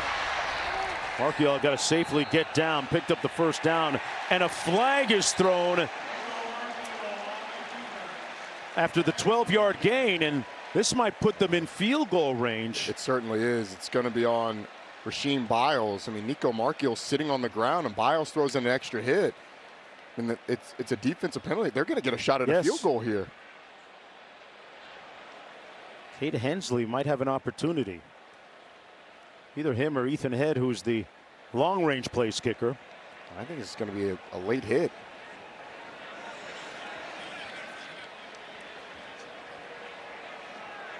Well, you're going to get triple zeros if this is a defensive penalty. And then, Matt, you'd get one untimed down, which could be a field goal, correct? Well, it depends on the timing. If the clock was at 0 when the foul occurred, this will be enforced in the second half. Oh. If there's a second left, then they would take it now. Is that because the foul would have been occurred after the play is over? That's if correct. It's a late hit? Yeah. There's 2 seconds, so let's take a look here. There's 1 second. It had not hit 0 yet. Yeah. It appeared as if there was a second to go. Which means a scenario of them being able to kick a field goal on an untimed down would play out, right?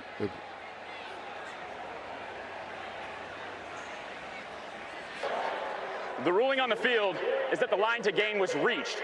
After the play, personal foul, unnecessary roughness, defense. However, the line to gain was reached with 1 second on the clock. By rule, because West Virginia does not have any timeouts, the half is over. Explanations don't get any better than that. No kidding. Matt, what do you make of it? Well, that's exactly what the rule is. There needs to be 3 seconds or more under that circumstances for them. And when you have 3 seconds, you could snap the ball and spike it. If 1 or 2 seconds, then the half's over, because the clock would have run immediately after they spotted the ball because of the first down. So no timeouts left. That's it. It's halftime. 7-3. And you get the feeling that the temperature on the field might have been turned up a little bit with that late hit. Let's go down to Quint. This is getting bizarre right now. Pitt's sideline are sending their players to the locker room, and they're going to be booed as they leave the field of play. West Virginia is staying on the field now, and they are hopeful that there will be one more play in the second quarter. The officials are just in a circle talking, and now they're giving the signal that the first half is over.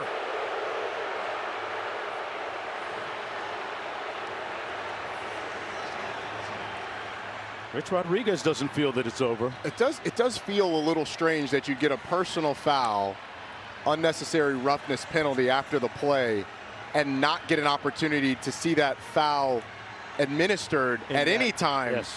Because it has no consequence. It won't carry over to the second half. You don't get a chance to run the play in the first half. I feel like it's a loophole. Great point. But it does feel a little hollow because it's a penalty that doesn't ever get punished. So that becomes a free shot, really. It does. Yes, it does. Yeah. They're singing the rivalry song. Those boos. Time for the Lexus Halftime Report. Matt Berry, Joey Galloway, and E.J. Manuel, guys. Welcome back to ESPN College Football, presented by Chili's. Aim, ready, fire. Oh, boy. 2 misses. Hey, sometimes you got to cheat the game a little bit. College football presented by Chili's. This is the Big 12 on ESPN. And time now for our player spotlight, brought to you by Cintas. This player's got better aim than that guy we saw trying to hit the target a moment ago. Yeah, he certainly does. Well, Desmond Reed started off showing the 8-pack, but we haven't seen a ton of them. This one, a carry early on where he finds a little bit of space on the left side.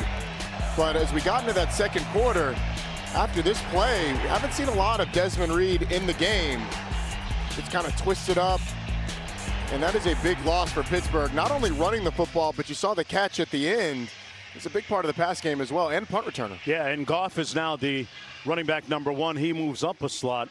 They haven't been able to get the ball to Poppy much. How do they change that equation here in the third quarter? I think first and foremost, you have to protect Eli Holstein and give him a little bit more time.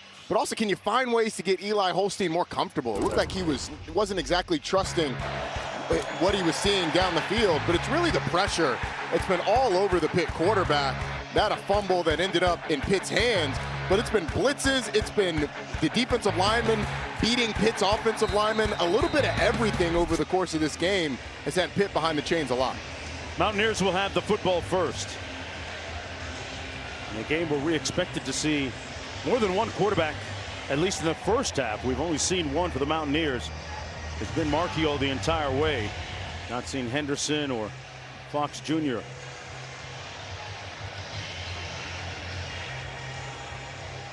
Gerard Bowie back deep.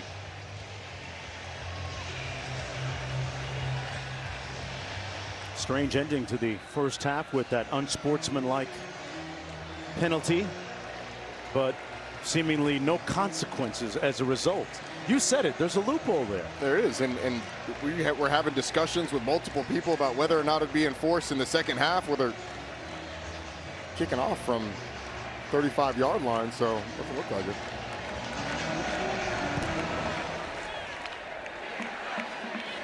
Bowie from the goal line. And a nice right turn. There's a flag down. Bowie down at about the 25-yard line. Marchiol will take the reins of the offense from there. During the return, holding, return team number 11. Penalties half the distance to the goal. First down. Let's go down to Quint.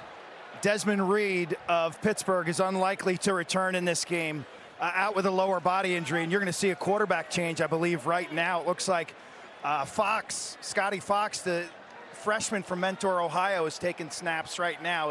This is a young man who busted one against Robert Morris, a 59-yard touchdown run. He was an early enrollee, and the fans certainly like the rookie. This is the second quarterback we're seeing for the Mountaineers. For the first time, Fox hands it off to Edwards, who is emerging as a nice force in place of Jaheim White. If you're just joining us, White out for the season, the top running back for the Mountaineers. Jaden Bray also out. And Marchiol on the sidelines observing now. This is one of their quarterbacks they feel might have the most upside, and he went up and got rocked. No gain on the play. Brookins applying the hit. Yeah, he went up and got dumped on his side on that one, but they did say he's got the highest ceiling. They love the potential of the freshman. I saw what you did there. That was smooth. You talked about upside. I think you're slick. Down the sidelines, a little bit high, incomplete. Intended for Weimer. And a quick 3 and out for the Mountaineers. Mountaineers go 3 and out in about 56 seconds. I mean, that's the downside of going fast, but Scotty Fox had that throw, ended up being cover 2. There's a space in between the safety and the corner where you can hit that receiver. Just overcooked it, threw it high, and it ends up, and as you said, a 3 and out instead of a first down. Straw with the punt. Kenny Johnson ran out of real estate on the sidelines, but the Panthers will have decent field position on this, their first possession of the second half. They'll spot it at the 45-yard line of Pitt. It'll be 1st and 10 from there for Eli Holstein after that 44-yard punt. And you talked about that offensive line trying to make him a little bit more comfortable. By the numbers, that's what it looks like so far for the Panthers. The other thing you could do for Pitt is run the football. They've got 26 yards rushing in that first half. Not a great performance there. Goff in the backfield. Tight end Justin Holmes in motion. He makes the catch. turns north-south and is close to the first down. Great adjustment there to change his momentum from going east-west. That little motion and dump to the flat has been open a couple of times for Pittsburgh. I expect him to go back to it because West Virginia isn't adjusting much when they're in this 3-safety look to that motion and allowing an easy pitch and catch. On 2nd and 1, Goff will pick up the first down. Jules Goff last week ran 6 times for 16 yards in their win. Picks up 4 there. Holstein from the 42-yard line.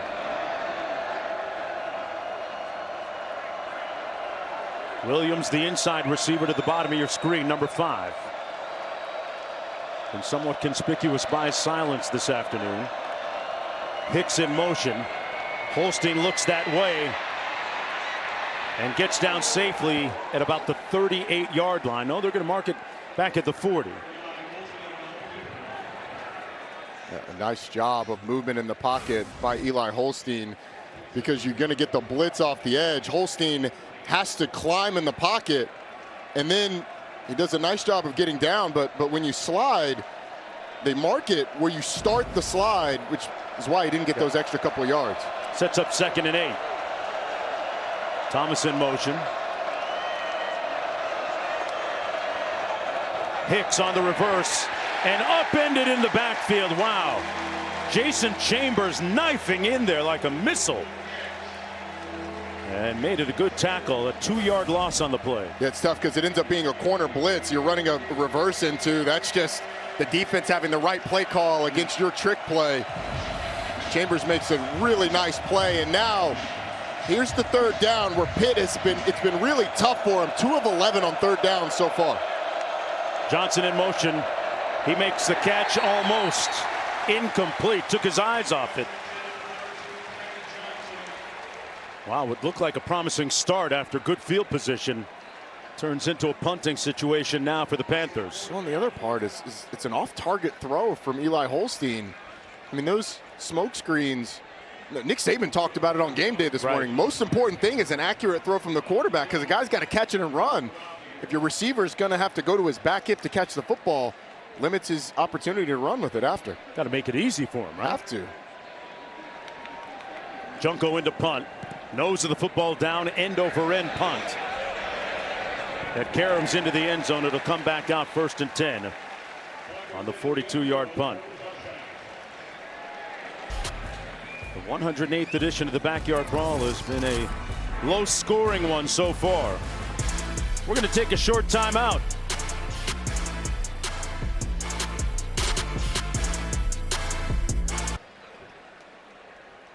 Well, there's a Taco Bell Live Más student section. Only one student section can claim the title of Live Más Student Section of the Year. Who will take home the trophy this year? Mark Jones, Roddy Jones, Quint Kessenich down in the field. This is QB2 in the ball game now. Scotty Fox Jr., who keeps it himself, picks up a few yards. Rasheem Biles making the tackle on the play. With the quarterback switch, the question is going to be for Rich Rodriguez, how long do you want to play the quarterback position conservatively and just play this as a defensive ball game? And apparently the halftime break gave him the opportunity to talk with his coaches and put the freshman in and try and get something going because this offense really hit neutral. Good time to realize some of that upside. Nice sweep and run by Edwards, still on his feet. Great dash.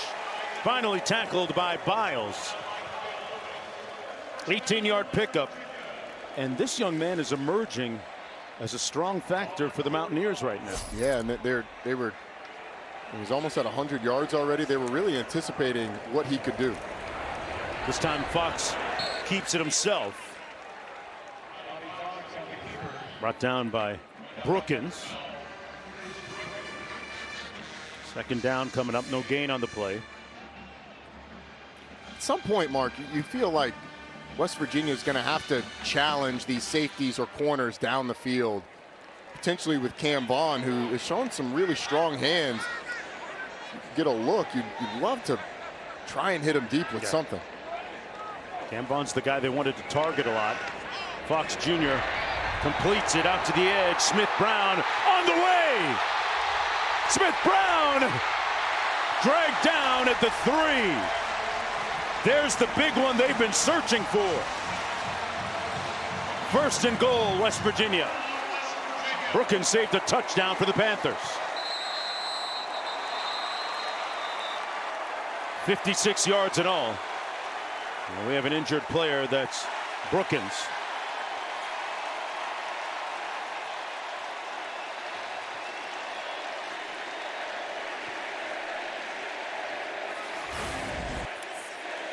Well, they just get Kyle Lewis out in space with Justin Smith-Brown. He's able to hesitate just enough to make Kyle Lewis stop his feet and then gets up the field, and it's all speed from there. A nice, easy pitch and catch for the quarterback. You create space for your receiver away from that apex player, that player that's just outside of the box between the box and the receivers. That's Kyle Lewis, who is so athletic and so good, the All-American. He just hesitates, gets up the field for an explosive play, ends up a little banged up. Looks like he might have holding the back of his leg, his hamstring area. Yeah, blowing a tire on that one. Look at Kyle Lewis on the sidelines, the linebacker of the Panthers with the Theragun on his leg. He's not been as impactful as we thought today. I wonder how much that's been bothering him. 1st and goal, not on the field now. Fox Jr. hands it off to his tailback, Edwards. Here's a look at Lewis. Yeah, hesitate, he dives, and a little limp there. I don't know if it happened on that burst or if it had been bothering him. He's won twice in this rivalry and lost once against West Virginia. Nick James is the player down in the field.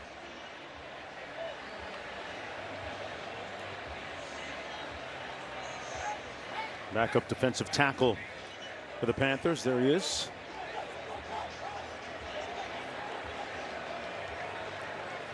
West Virginia has clearly been more willing to run the football with the quarterback, with Scotty Fox in the game. I don't know how much you trust the freshman quarterback throwing the ball down here, but with a big 225-pound back and Ty Edwards, at some point, you might think about just having him lead up on a linebacker and have the quarterback follow him. All that beef in the game. You're not talking about old-fashioned ISO ball, are you? Something like that, and you got 2 tight ends. 7-3. Mountaineers looking for the score here. Fox Jr. stopped up at about the 2-yard line. As you said, he tried to run it on his own. No gain on the play. 3rd and goal coming up. God, I don't love the sweep in that situation, because this Pitt defense, you look at the linebackers, they go 220, 220, and 220. There's not a lot of weight there at the linebacker position. And West Virginia's offensive line, 5 of their top 8 offensive linemen going back to last year are gone. It's a relatively new group up there, looking for a little bit of push on 3rd and goal, and we had some premature movement up front. Looking at Isaiah Neal there.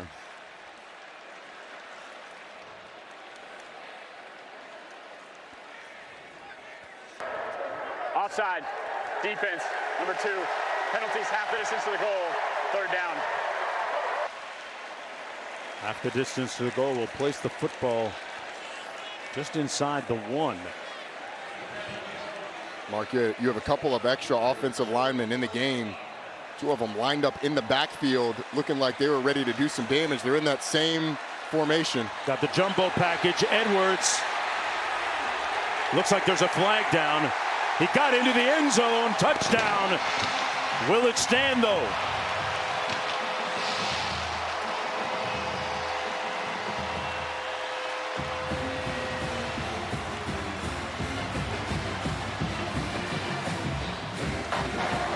Onside, defense, that penalty is declined. The play results in a touchdown. Mountaineer touchdown stands. A penalty against Pittsburgh. Here's another look. You're going to see the jump across the end by Rasheem Biles. And honestly, when you're a defense backed up like that, you might as well try and time up the snap. An offsides penalty costs you about 6 inches. Right. When you're that close to the goal line. But nonetheless, Ty Edwards, who's been maybe the surprise of the game, gets in the end zone. At least as of right now. Yeah. They're going to take another look at this. The ruling on the field was a touchdown. That's what happens in some of these rivalry games. You get somebody injured or out for the season like Jaheim White, and somebody else has an opportunity to emerge, and right now that name is Deuce Edwards, number 2. I mean, it certainly looks like he's across, reaches the ball across the line and lands in there. Oh yeah. I mean, the ball's right there. We can't see where his legs are, but as his upper half at least goes down, that ball looks like it's clearly across, and it's, certainly from that angle, there's nothing to overturn the call on the field. Here's another look.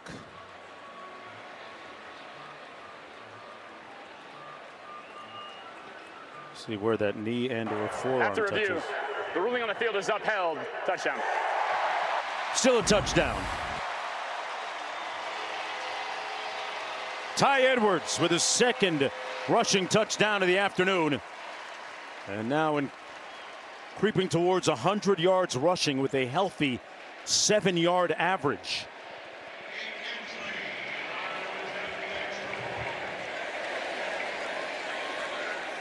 In an afternoon when Pitt might have been concerned about how many different quarterbacks they might face or which quarterback they might face, it's been Ty Edwards that has been the guy that has been the unsuspecting hero so far.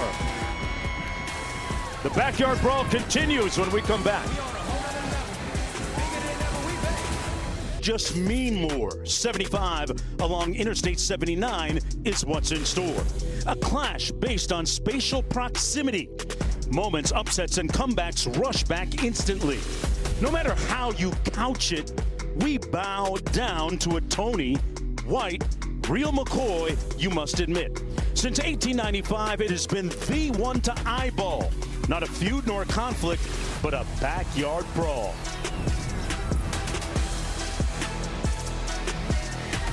And right now, the Mountaineers standing on business at the crib, leading 14-3 with just under 8.5 minutes to go here in the third quarter. Mark Jones up in the booth alongside Roddy Jones, Quinn Kesnick down to the field. This Pittsburgh offense has been arrhythmic so far, without any kind of beat.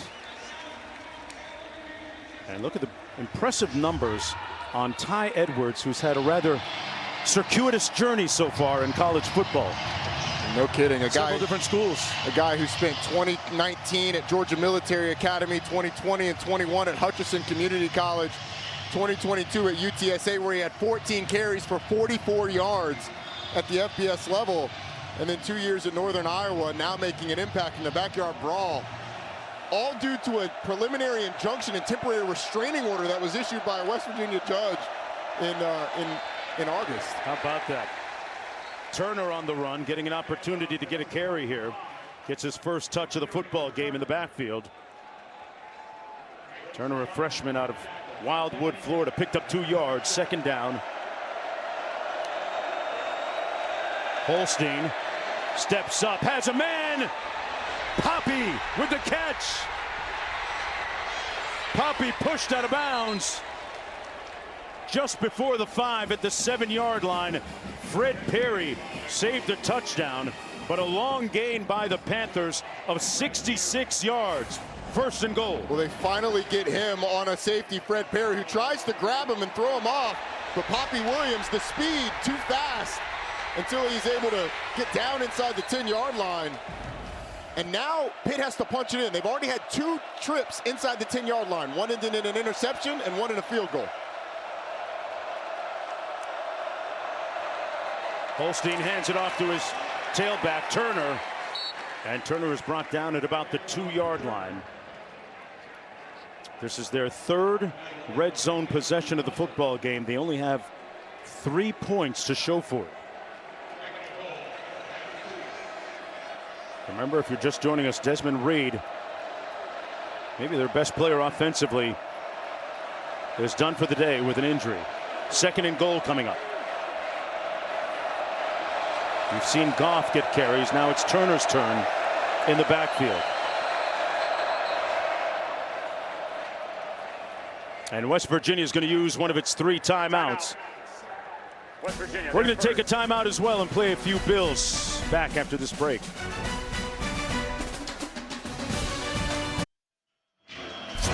Welcome back, everyone, to Morgantown, West Virginia, in the backyard brawl, 14-3. Mountaineers backed up right now after that 66-yard pass and catch by Poppy Williams. 2nd and goal.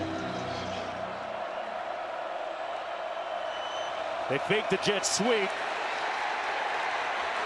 Momentum moving forward for Turner. And Turner is brought down just inside the 1. 3rd and goal coming up. I mean, this is guts time for Pittsburgh. Old school. These are 2 blue-collar programs, and this is a blue-collar down inside the 1-yard line. Who wants it more? Turner in the backfield. Holstein sends his man in motion, keeps it himself, and glides into the end zone for the touchdown. Their first touchdown of the game coming with 6:16 to go in the 3rd quarter. And they're going to go for 2. Trying to make this a 3-point game. Wise of Pat Narduzzi to go ahead, try for the 2-point conversion. Really good play call. That cross motion got 2 players out of position. Go for Dos, brought to you by Dos Equis. They scored 19-4.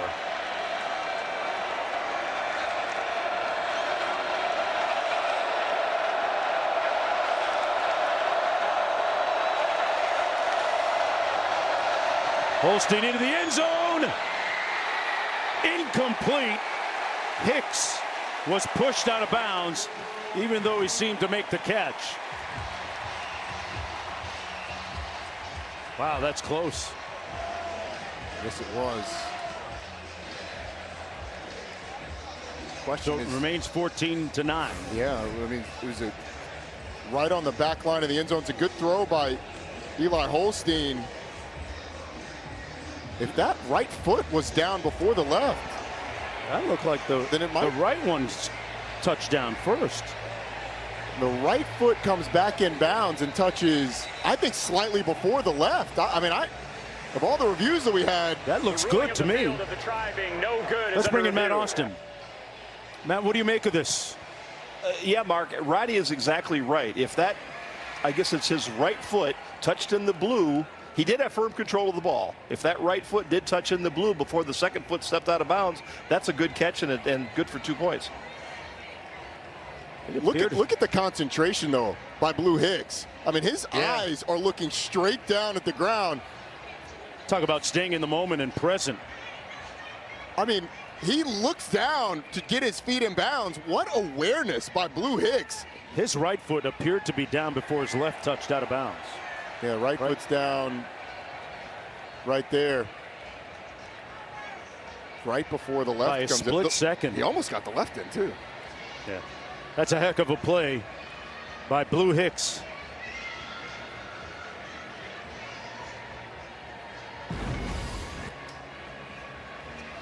Tataris Hicks, a.k.a. Blue. Wouldn't be surprised if they changed the call. The ruling on the field was no good on the 2-point conversion. I think it's going to be overturned to conversion good. We're in a 3-point ball game because of the incredible body control and awareness by Blue Hicks. Out of a great high school program in South Florida and Miami. Miami Central, the Rockets. There must be overwhelming, indisputable video evidence to overturn the call on the field. Yeah, that clear and obvious evidence is what we're looking for. I think that was pretty clear and fairly obvious. Sure looked like it. Matt, would that be clear and obvious? Well, we're going to find out right very now. close. After review, The receiver had possession and a foot in bounds. The two-point try is good. There's the answer.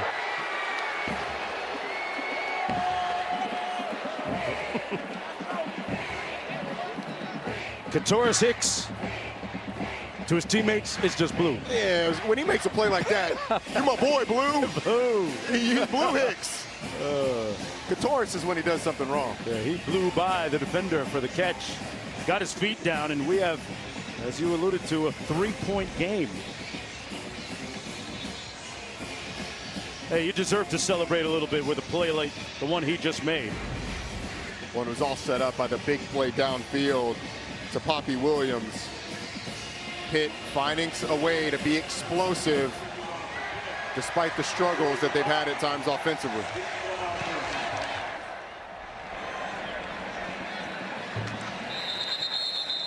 On the return, it'll be a fair catch. Let's go back to the student. Matt, they're just ego tripping and lip splitting right there. Saying hello. The ball came loose, but the runner was down on the play. That's a Fox rivalry. Jr. It's a rivalry there. It's second down. I was thinking we might see some of that here today. Yeah, which I think this fan base has been really well behaved. So we get another look. Scotty Fox clearly down before the ball pops out. Everyone's been very well behaved here today. Mark? You sound disappointed. I am. Need a little bit of rancor and some bitterness. We've gotten a great game. I'm not Yes, disappointed. yes, we do. Play is under review. Oh, of course it's under review. A collective groan from the stands. The previous play under review.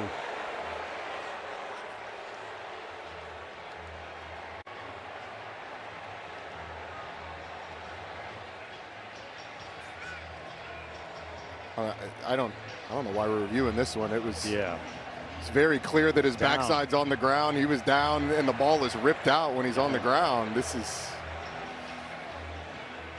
was, Rich Rodriguez in his second time around here at West Virginia. Won 4 conference titles in his first 8 years here on campus, and said he wanted to come back to finish the job. Of course, college football has transformed, and the formula is a little bit different right now. Steve Slayton and Noel Devine and Major Harrison coming After through that review, door. The ruling on the field is upheld. Second down. You don't say. You mentioned, though, the landscape of college football much different for Rich Rodriguez from when he was here the first time. The thing is, he's been having success in this era of college football. Did a great job at Jacksonville State for a few years before he came over to West Virginia, so he knows how to operate the portal. And as he has a full offseason, I think we're going to see this West Virginia team get even better. Fox Jr. out of the pocket, picked off at the 38-yard line. It's coming back. Kyle Lewis, the All-American, with a big-time play, making his presence known and bumping his gums a little bit too. 4 interceptions a year ago, and Kyle Lewis just sinks, goes through number 2, gets under the number 1 receiver, and the freshman Scotty Fox doesn't account for him at all. A massive play by the All-American linebacker who had 4 interceptions a year ago. First interception this season for Pittsburgh. They call him K9. Got a lot of dog in him there. Man, he read that play extremely. He was waiting on that throw. He was daring him to throw the ball, hoping he would throw the ball. And Scotty Fox sure did. And Pittsburgh right back in it now in the red zone. And Mark, that's the danger of having the true freshman quarterback in. Johnson in motion. They fake the jet sweep on the blitz. Holstein escapes it and pretty much got back to the line of scrimmage. Somebody missed a tackle, though, that would have been a nice sack. Might have been Carrico. Well, we talked about the fact there's a lot of animosity in this rivalry. And we saw K9 bumping his gums right there. You get an interception and you get to the quarterback's face. Yeah. You have the opportunity to do it. The thing, West Virginia has not done a great job of getting Eli Holstein to the ground when they've gotten to him. He's broken a bunch of tackles in the backfield that could have ended in more sacks. Johnson in motion. Makes the catch on the receiver screen. Made a couple of guys miss and weaves his way down to the 7-yard line. Nice move by Kenny Johnson. The two defenders, Darian Lewis and Fred Perry, had an opportunity. This is the 4th red zone trip for Pitt. The first one ended in an interception. Second ended in a field goal. They were able to punch it in the end zone last time in the red zone just a few minutes ago. And now a 3rd and short to continue this drive. And they've had so much success throwing the football, not a lot running the ball. Do they dare put it in the air? They try and just play big boy ball.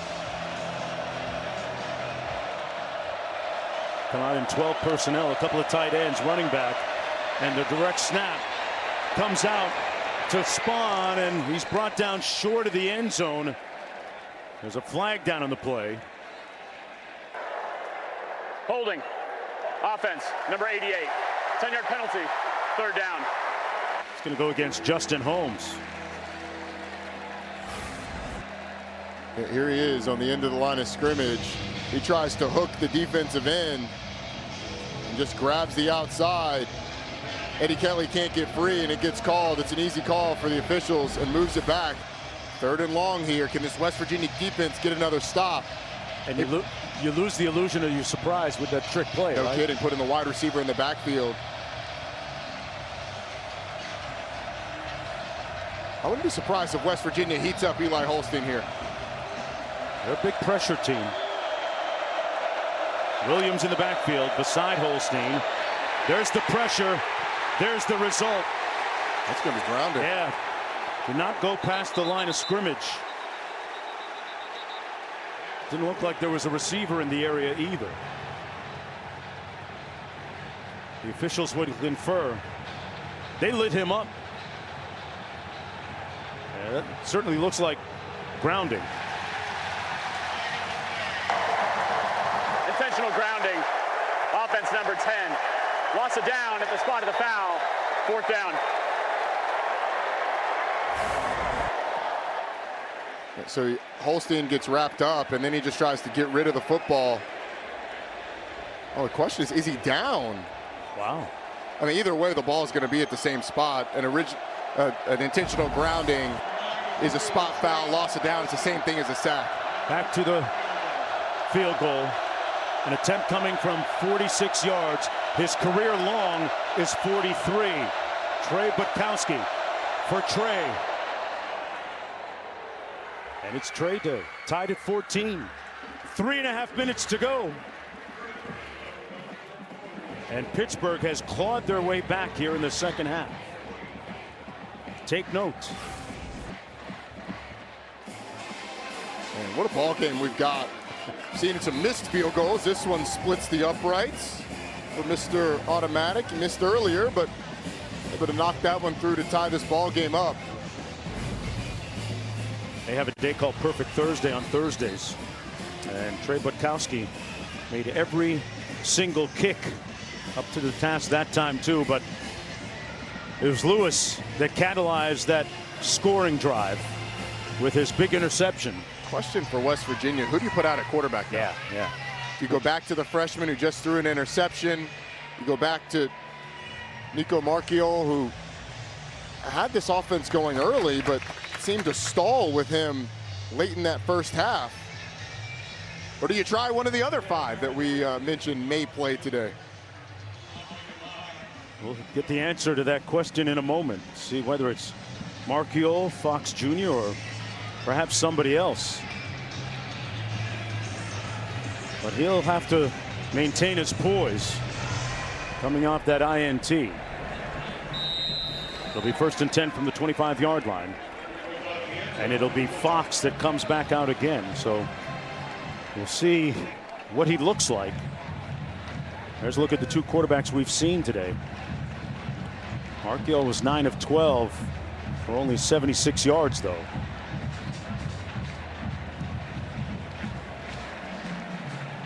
First and 10 from the 25. Mountaineer football. Pittsburgh won last year's matchup between these two in a late 4th quarter comeback. On the run, it's Edwards. Hey, our good friend Roddy Jones has a new podcast with E.J. Manuel called the ACC Network Football Podcast. Roddy, You want to tell us a little bit more about it, bro? Yeah, EJ Manuel. When are you going to have me on, man? Whatever you want. EJ Manuel and I, Mondays and Wednesdays. It airs on ACC Network at 5 or wherever you get your podcasts. But a lot to talk about this week. Yes. Georgia Tech's win over Clemson. Going to be a big discussion on whether or not we should press the panic button on Clemson. My answer is yes. Yeah. And is Georgia Tech an ACC championship Are they contender? real? My answer is yes. Haynes King doing a nice job at quarterback. Bunch of carries for him again today. I think the favorites in the league are still going to be Miami and Florida State. But Georgia Tech's putting its name in the running. Their schedule is more friendly than a lot of other teams in the league. Interesting.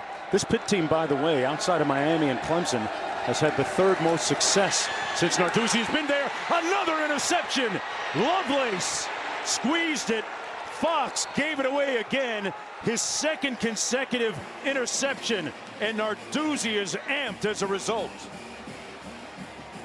He hit Lovelace right in the hand. What ends up being a twist, you get defender going there, and then Jimmy Scott coming underneath, and the freshman just panics.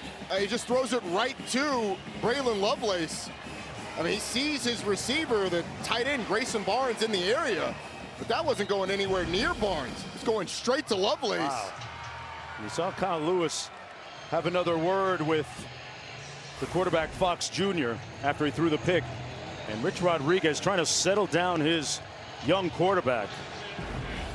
Just telling him, don't panic in that situation. Don't want to turn a bad play into a catastrophic one.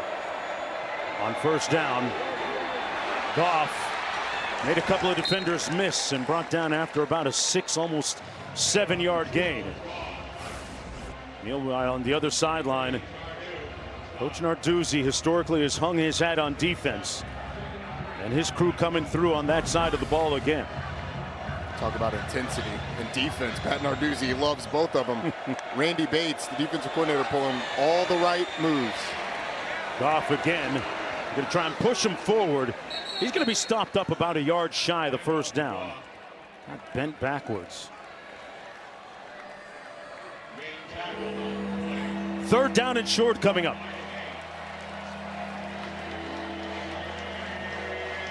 And a palpable and tangible sense of tension for the Mountaineer fans.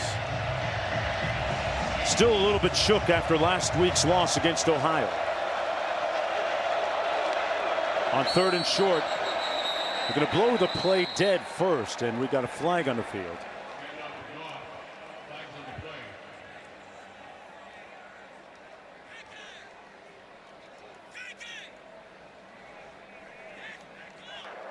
False start. Offense, number 66. 5-yard penalty, third down. Gouveia, the culprit there. Crucial penalties for Pitt on third downs. The holding penalty knocked him back into third and long on the last drive. They had a third and short. Now the false start gets them in third and medium. 9 penalties for a total of 87 yards. Back to the 20. Bunch set to the bottom. I'd expect Eli Holstein, if he's throwing the ball, to go somewhere to one of those receivers. Boy, a lot of motion on the left side of that offensive line for Pittsburgh.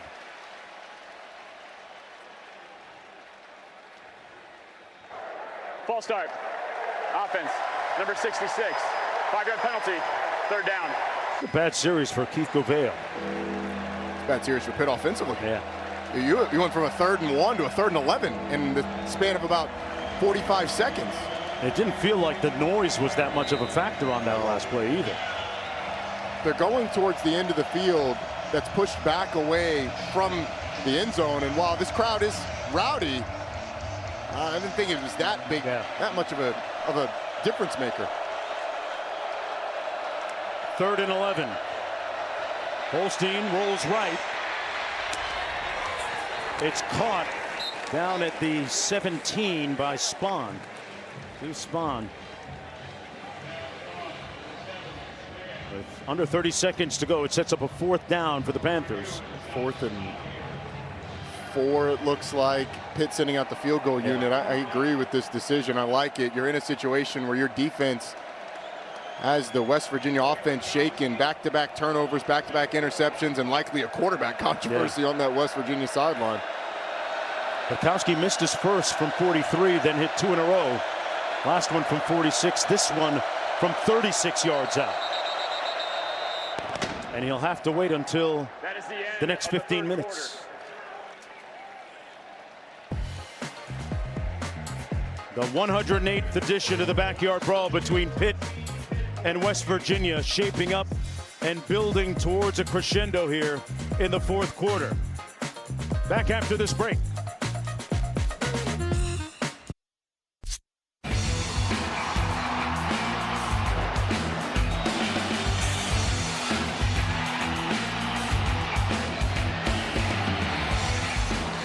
You think about some of the wonderful names, reads like a who's who that have played in this backyard brawl. Major Harris, Steve Slayton, Noel Devine, Dan Marino, John Congemi, Larry Fitzgerald.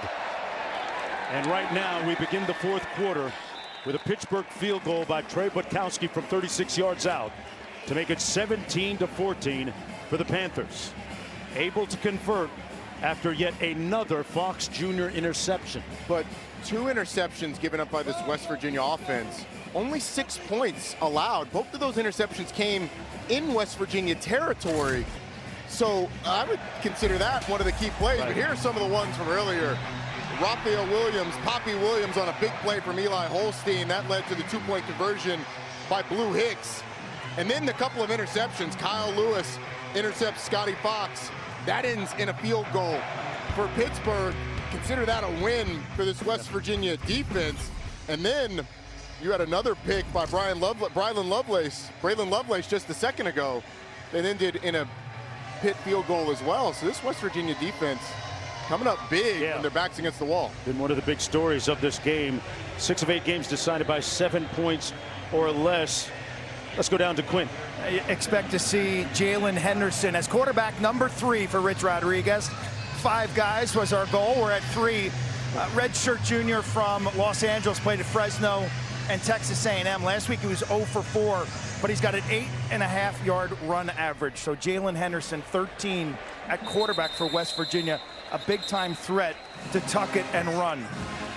Thanks a lot, Q. Let's check in with the studio and Matt Berry.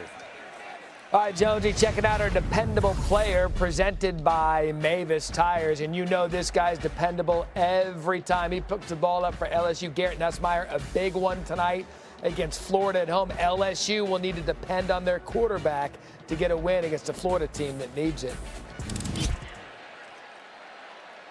All right, back here, 1st and 10 from the 25. We're getting a look at Jalen Henderson, 6'3", 227, a 5th-year senior. Clay Ash in the backfield. He rolls out and throws incomplete. Intended for Ash.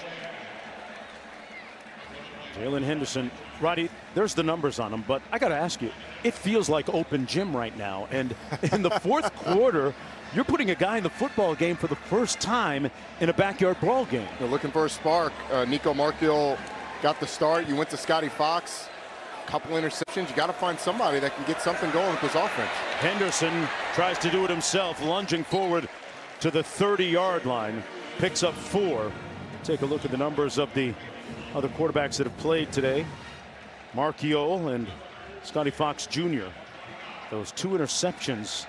Deleterious, though, for the Mountaineers. The thing that you get with Jalen Henderson is experience. Started 4 games, the last 4 games of the 2023 season at A&M. That's going to be a penalty against Pitt.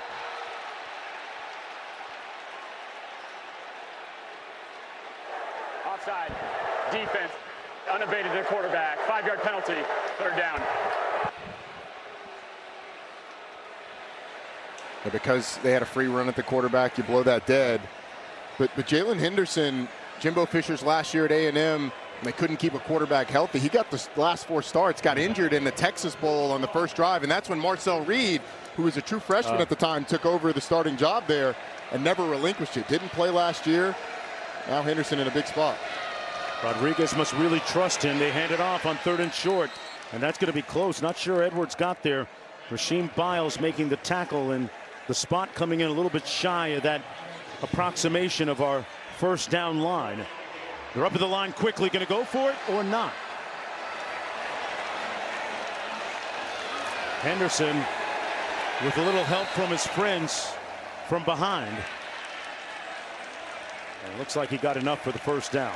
Love the aggressiveness from Rich Rodriguez. I mean, it's a rivalry game. Your defense has been on the field a ton in this second half. And you're on your third quarterback. Why not?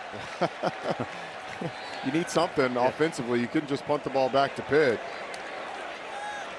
Well, we've talked about this rivalry. They'll be meeting again in 2029.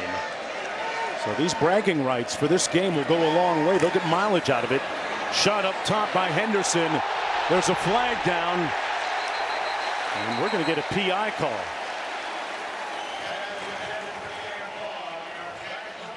Intended for Cam Vaughn, their most explosive receiver.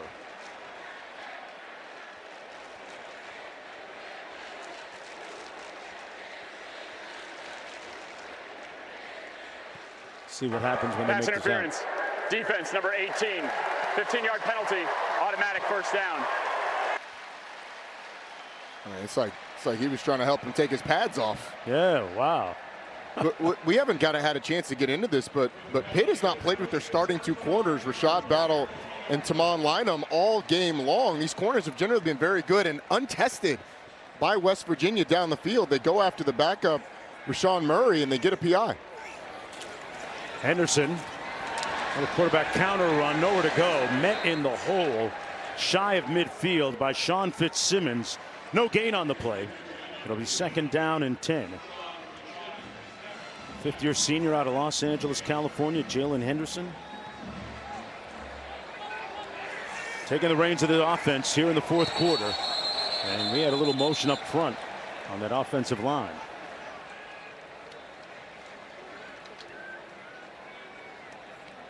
How much is it? False start. Offense, number 52. 5-yard penalty. Second down. Tell me about the adjustment in voice and cadence of three different quarterbacks now in that offensive line. It's different. All of them have a different way of going about their operation at the line of scrimmage, and it's subtle. They try and make it as uniform as possible, but it can cause those little inflections because you're used to hearing a different voice. It can cause those little flinches, and you got one right there. Their third penalty today, 26 yards total. Pushes it back to the 44. Henderson with a little bit of time. Pass complete out to the 49-yard line. The tight end Grayson Barnes making the catch. Picked up 4. Sean Lee defending for the Panthers, setting up a third down. They've got to get to the 40 of Pitt to keep possession. We've already seen West Virginia go for it once on this drive on fourth down. I would expect this to be 4-down territory if you can get to a fourth and manageable, 4th and 4 or less. Henderson gets it out quickly. Ash complete. And he's going to be brought down about 4 yards shy. Decision time for Rich Rodriguez now after the 7-yard gain. Yeah, you're right in that range where you're going for it. Just in case. Oh, that got closer than maybe anticipated. Offense stays on the field. They're going for it. They're showing pressure. Kyle Lewis looked like he was going to blitz.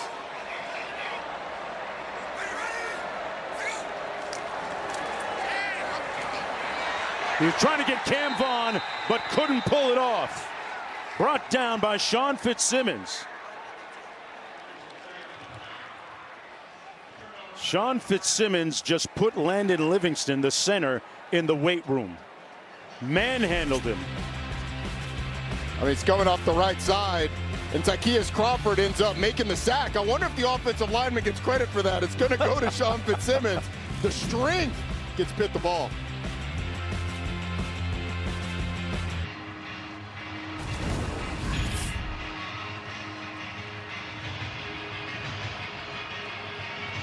Let's look at today's playbook brought to you by Flyhouse. This is that last play on the fourth down. Give a shout out to Blaine Spires off the edge. He has a good rush, but the real action happens with Sean Fitzsimmons putting a 324-pound man into the lap of the quarterback. Backed him up. That pass complete to the tight end Malachi Thomas. Picked up about 5 yards. Let's go back to the end of that replay. Watch Sean Fitzsimmons. I mean, This is why you're in the weight room pushing them sleds, doing that bench press, because Tykeus Crawford is 6'5", 324. Most of us wouldn't be able to move him 6 inches. He moves him about 7 feet into the lap of the quarterback and gets the sack. 2nd and 6, Holstein. Clean pocket underneath. Bobbled. And finally caught at the 40-yard line by Goff. Picked up 3 on the play. Got a 3rd down and about 3 to go. And this is where West Virginia has gotten stops, but not because their defense has been smothering. It's because Pitt penalties. Holding by Pitt, a couple of false starts to put them in 3rd and longs. Pressure coming by the Mountaineers. He comes down and checks down, and Goff picks up the 1st down. Jules Goff moving the chains, 10-yard gain. On the RPO. That pile moving for a gain of about 7. Goff again. Pittsburgh leading by 3. If you're this Pitt offense, you're smelling blood in the water a little bit. And I'll say this, Roddy. Rich Rodriguez had a very spirited conversation with his quarterback after that 4th down sack a moment ago. Speaking of sacks, this time the Mountaineers get one. And we have a flag thrown. Oxley came off the edge.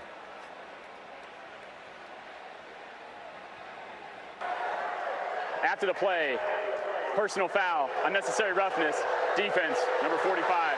Penalty is half the distance to the goal, automatic 1st down. Rich Rodriguez pleading after that one. Let's take another look. I agree with Rich Rodriguez. Hot clock, copy that. After the play? I mean, he gets taken down by Marshawn Oxley. There's no way. That's a bad call. There's no way. Hey, Matt, can you explain, please? The only thing that I see that the referee may have thought is that he slammed his head into the turf. We have the benefit of a couple replays. He gets one shot at it, so I'm assuming that's what he thought he saw. I mean, that's a quick trigger. It's a rivalry game. A guy's playing hard, and you throw that flag.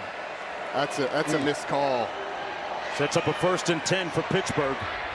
Holstein in the end zone, touchdown! They love it in Pittsburgh when you call him Big Poppy. Poppy Williams.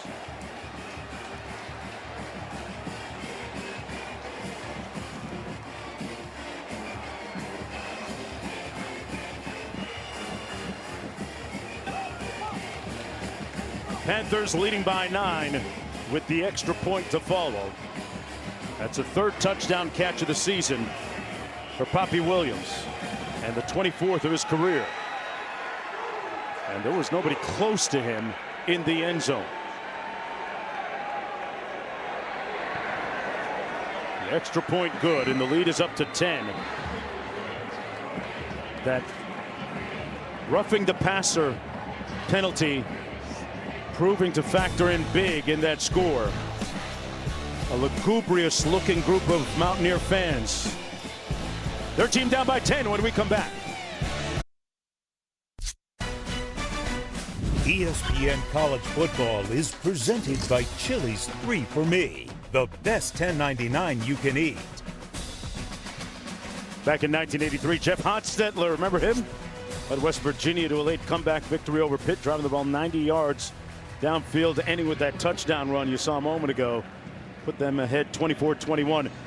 It was Don Nehlen's first victory over Pitt in 4 attempts, and I would imagine that was a big weight off his chest at the time. Mark Jones, Roddy Jones, Quint Kesnick down on the field with 9:23 to go here in Morgantown. Panthers have surged back on a 21-0 run after trailing 14-3. And which quarterback comes out next? Let's check in with the studio. Jones, I can tell you which quarterback's been coming out for Tennessee all day, and that's been Joey Aguilar. 30-28, Georgia. Braylon Staley wide open for the touchdown. Tennessee regains the lead 35-30. Speaking of quarterback, who's going to start for Ole Miss? This game will start on ESPN News. We'll bring it over here to ESPN at the conclusion of the Backyard Brawl. All right, Matt, back here. Marchiol back in the ball game. He's the one that started it. Toss into the boundary to Edwards, who has been an imperious force for the Mountaineers on the offensive side of the football. There's a look at the numbers for Holstein and the 3 quarterbacks conversely for West Virginia. 2nd and 2. Edwards with a yawning hole between the guard and tackle picks up the first down, sprinting for 11 yards.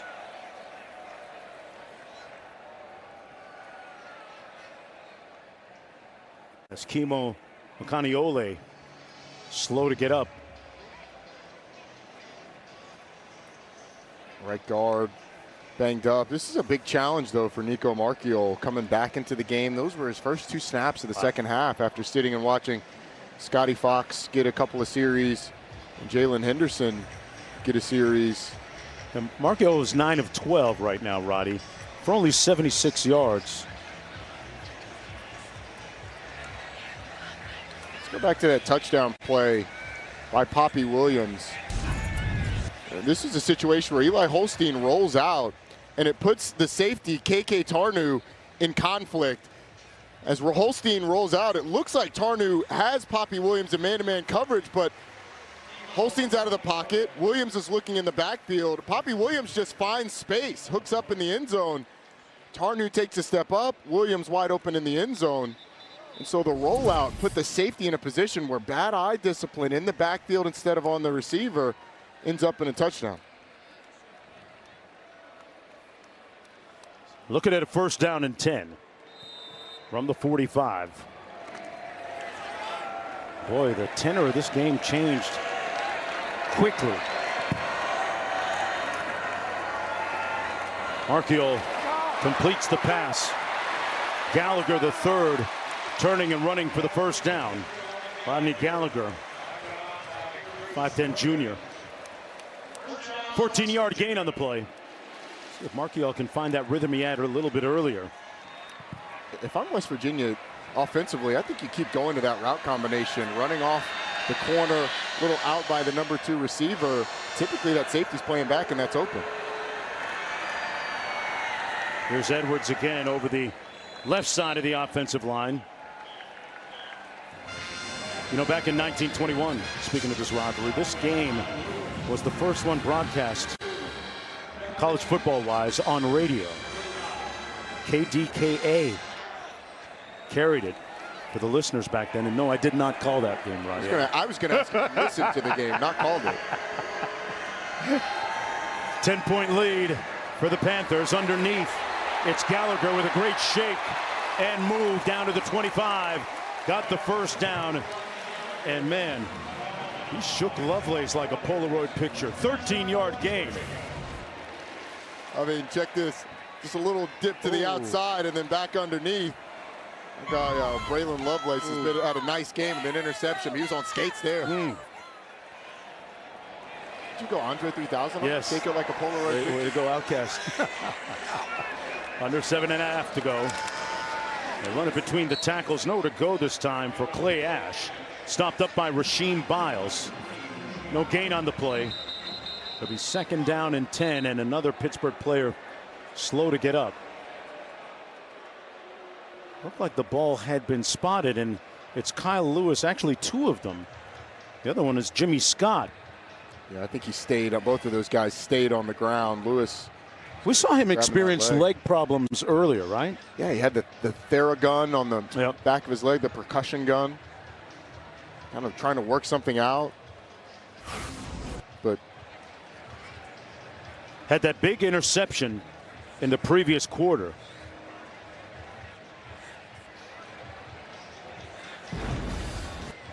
Well, he's the one that's still down, and Jimmy Scott is the one that's walking off the field now, 44. But Kyle Lewis has a lot of memories of this rivalry. Remembers winning 2 and losing once to West Virginia, and good to see him at least up. An All-American, Nagurski Butkus Walter Camp candidate out of East Orange, New Jersey. And no softies coming out of East Orange. No, sir. No, sir, not at all. First team All-American last year, as you said, 101 tackles, 15.5 tackles for loss, 4 interceptions a year ago.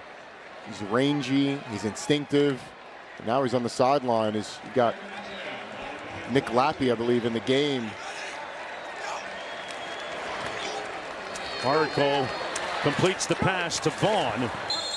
And Vaughn is stopped up after about a 3-yard gain on the play. That's Cameron Lindsay that's come in the game for Kyle Lewis. Not Lappy, but big third down here. This is, I don't know. If you don't get any more yardage, territory? I don't know. I mean, you're down 10. You need a field goal at some point anyway. If you don't get any yardage, I think you kick it. Gets it off. Ash makes the catch. Inside the 10, down to the 8-yard line. It'll be 1st and goal for the Panthers. They're able to convert on the 15-yard pass, catch, and run. Under 6.5 to go. That was a heave, a great play design, but a heave by Marchiol while he was wrapped up. Hands it off to Ash. Brought down inside the 5 at the 4 by Biles. A 4-yard pickup, 2nd and goal coming up, and West Virginia playing with tempo. Marchiol kept it. And nowhere to go. Brought down after a gain of about 1. Under 6 minutes to go, and a couple of Pittsburgh players down.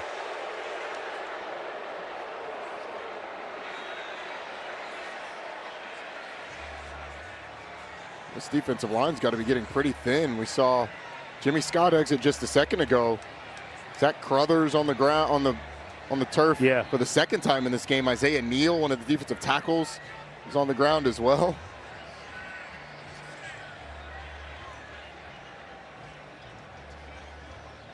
Let's go to Taylor McGregor.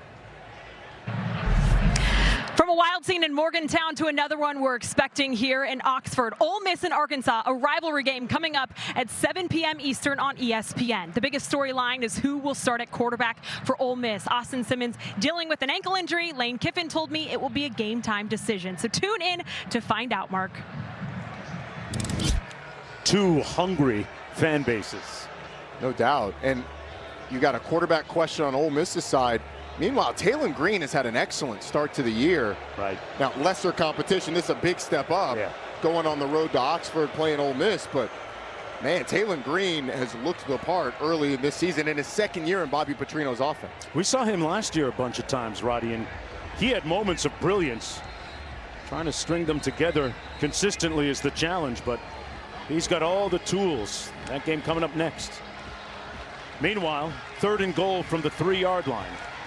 This is the 11th play of the West Virginia drive.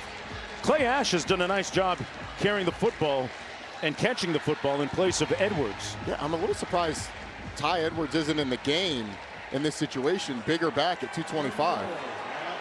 Marchiol out of the shotgun. Ash stopped up at the line of scrimmage. 4th and goal coming up for the Mountaineers. Do they go for it or take the field goal here? The way they called it, 3 straight runs, you're kicking the field goal. Okay. Very conservative with the play call. It's 3 straight runs and very similar runs. Yeah. Well, we get the 1 quarterback keep, but 2 inside zones, and you get stopped up. So in comes Cade Hensley, attempting this field goal from 21 out.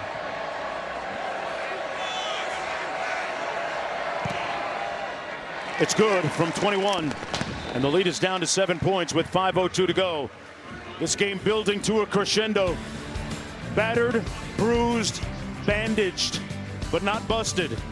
Holstein with the football when we come back.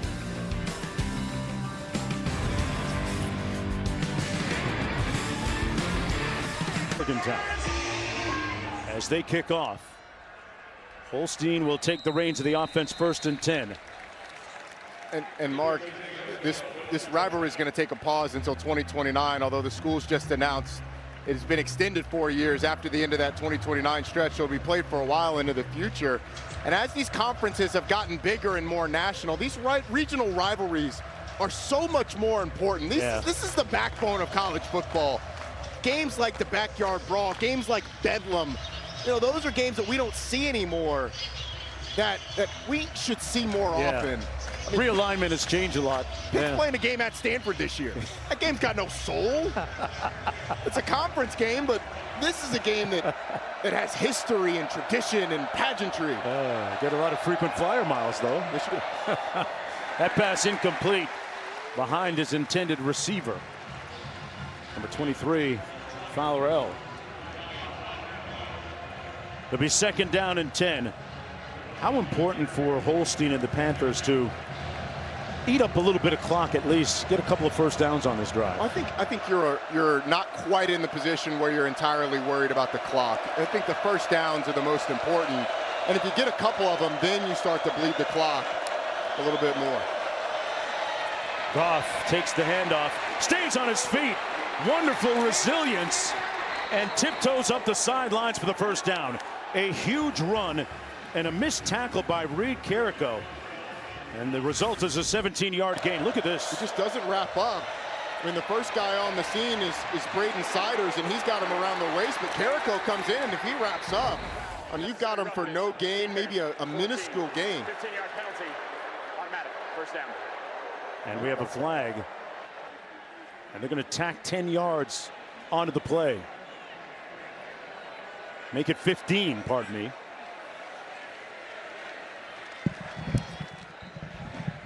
It's a personal foul against the Mountaineers defensively. Yeah, it's on the sideline against Kakura Tarnu. He's well out of bounds and gets pushed. I mean, that's just a mental error by your safety. Senior, played for this staff, or at least Rich Rodriguez at Jacksonville State. 1st and 10.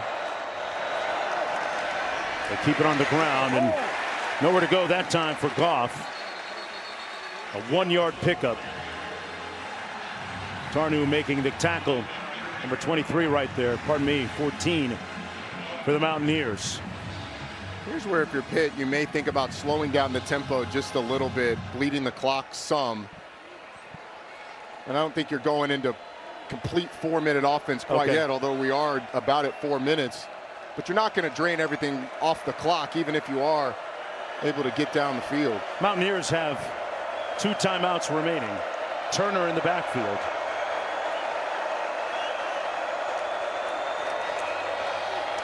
It's Turner's turn. And he is stopped at the 40-yard line. Picked up 2. Setting up a long 3rd down. Darian Lewis making the tackle for the Panthers. If you're just joining us, the reason why you're seeing Goff and Turner in the backfield is because Desmond Reed is out of the game. Left in the first half in the 2nd quarter. Not to play again. And it says a lot about Pitt that they're in this position without their most indomitable player offensively. Yes, they are. They've been resilient offensively. I think it is notable that Jakiri and Turner, true freshmen in the backfield in a crucial 3rd down situation. Eli Holstein having to explain to him where to go and what to do. 3rd and 7. Williams motions out of the backfield. Here's the freshman. It's time to put up. And he's brought down shy of the first down. A 3-yard gain. Now do you go for it if you're Pat Narduzzi? Wow. I mean, from here, field goal wise, you're looking at 53-ish yards. West Virginia called a timeout. It's a 4th and medium. It's like they marked it 4th and 4. I think if you're in this situation, you try and draw them off sides. If you don't draw them off sides, call a timeout and then punt the ball and pin West Virginia deep. The analytics say kick the field goal. Trey Butkowski, we were told by Coach Narduzzi, has 55-yard range, Roddy. Well, it says kick. I don't think you kick the field goal here. Okay. I think you kick the punt. Hey, I translate how I want it. Yes, you do. Well, the analytics book that the coaches use gives green, yellow, and red. Right. Field goal, that's up to the coach. But well, here we go, 4th and 4. Coming up on ABC, 7:30 Eastern time. Number 3 LSU hosts Florida in Death Valley. A lot to be decided here still. Offense still on the field for Pittsburgh. 4th down. The freshman Turner in the backfield, number 25. Again, I don't think you're snapping the ball here if you're Pitt. Trying to draw the Mountaineers offside. 3 on the play clock. Mountaineers won't go for the pump fake. Delayed game. 4th down. So with under 3 minutes to go now, West Virginia with 1 timeout remaining, Pitt with 3. Rather animated Eli Holstein there with one of his coaches. Just look at Eli Holstein's face. He's beat up. I mean, it looks like he's been through a backyard brawl. He's got cotton stuffed up one nostril. He's got stitches on the nose. Yeah, he took a shot in the first half down in the red zone. Had to come out of the game for a couple of plays, and there's the evidence on the right side of his face. I mean, that is the epitome of what it means to be in a rivalry game right there. This game's a rock fight. 7th punt for the Panthers from near midfield. Nose of the football down by Junko. And the ball will be down at about the 12. It'll be 1st and 10 for the Mountaineers. So last year it was Pitt with a late 4th quarter comeback. Will it be West Virginia this year? We detailed earlier how quickly West Virginia goes offensively, averaging 26 seconds between snaps. So they can run their offense. They go fast anyway. You can still run the football. You've got a timeout, so once you get under 2 minutes, you can start to utilize the sideline and save that time. But they go so fast, you can run your offense and get a few plays off before the 2-minute timeout. Nico Marchiol out of the shotgun. Passes, and it's caught. Good grab by Gallagher III. He's the only returning starter out of the receivers for Rich Rodriguez. 2nd down coming up, about 2 to go. And they'll pick up the 1st down. That's Edwards, who's now back in the football game. Spent a lot of time on that previous drive on the sidelines. Now they get a playoff before the 2-minute timeout. Again, they go so fast, but it looks like they'll have plenty of time. Marchiol with a clean pocket. Incomplete at the 38-yard line. Knocked away nicely by Rashawn Murray. Cam Vaughn the target. It was a really nice play, playing the hands of the wide receiver by Rashawn Murray. And those hands of Cam Vaughn went out. His arm went right through him. Getting an opportunity because of the injuries to Taman Lynham and Rashad Battle, the 2 starters.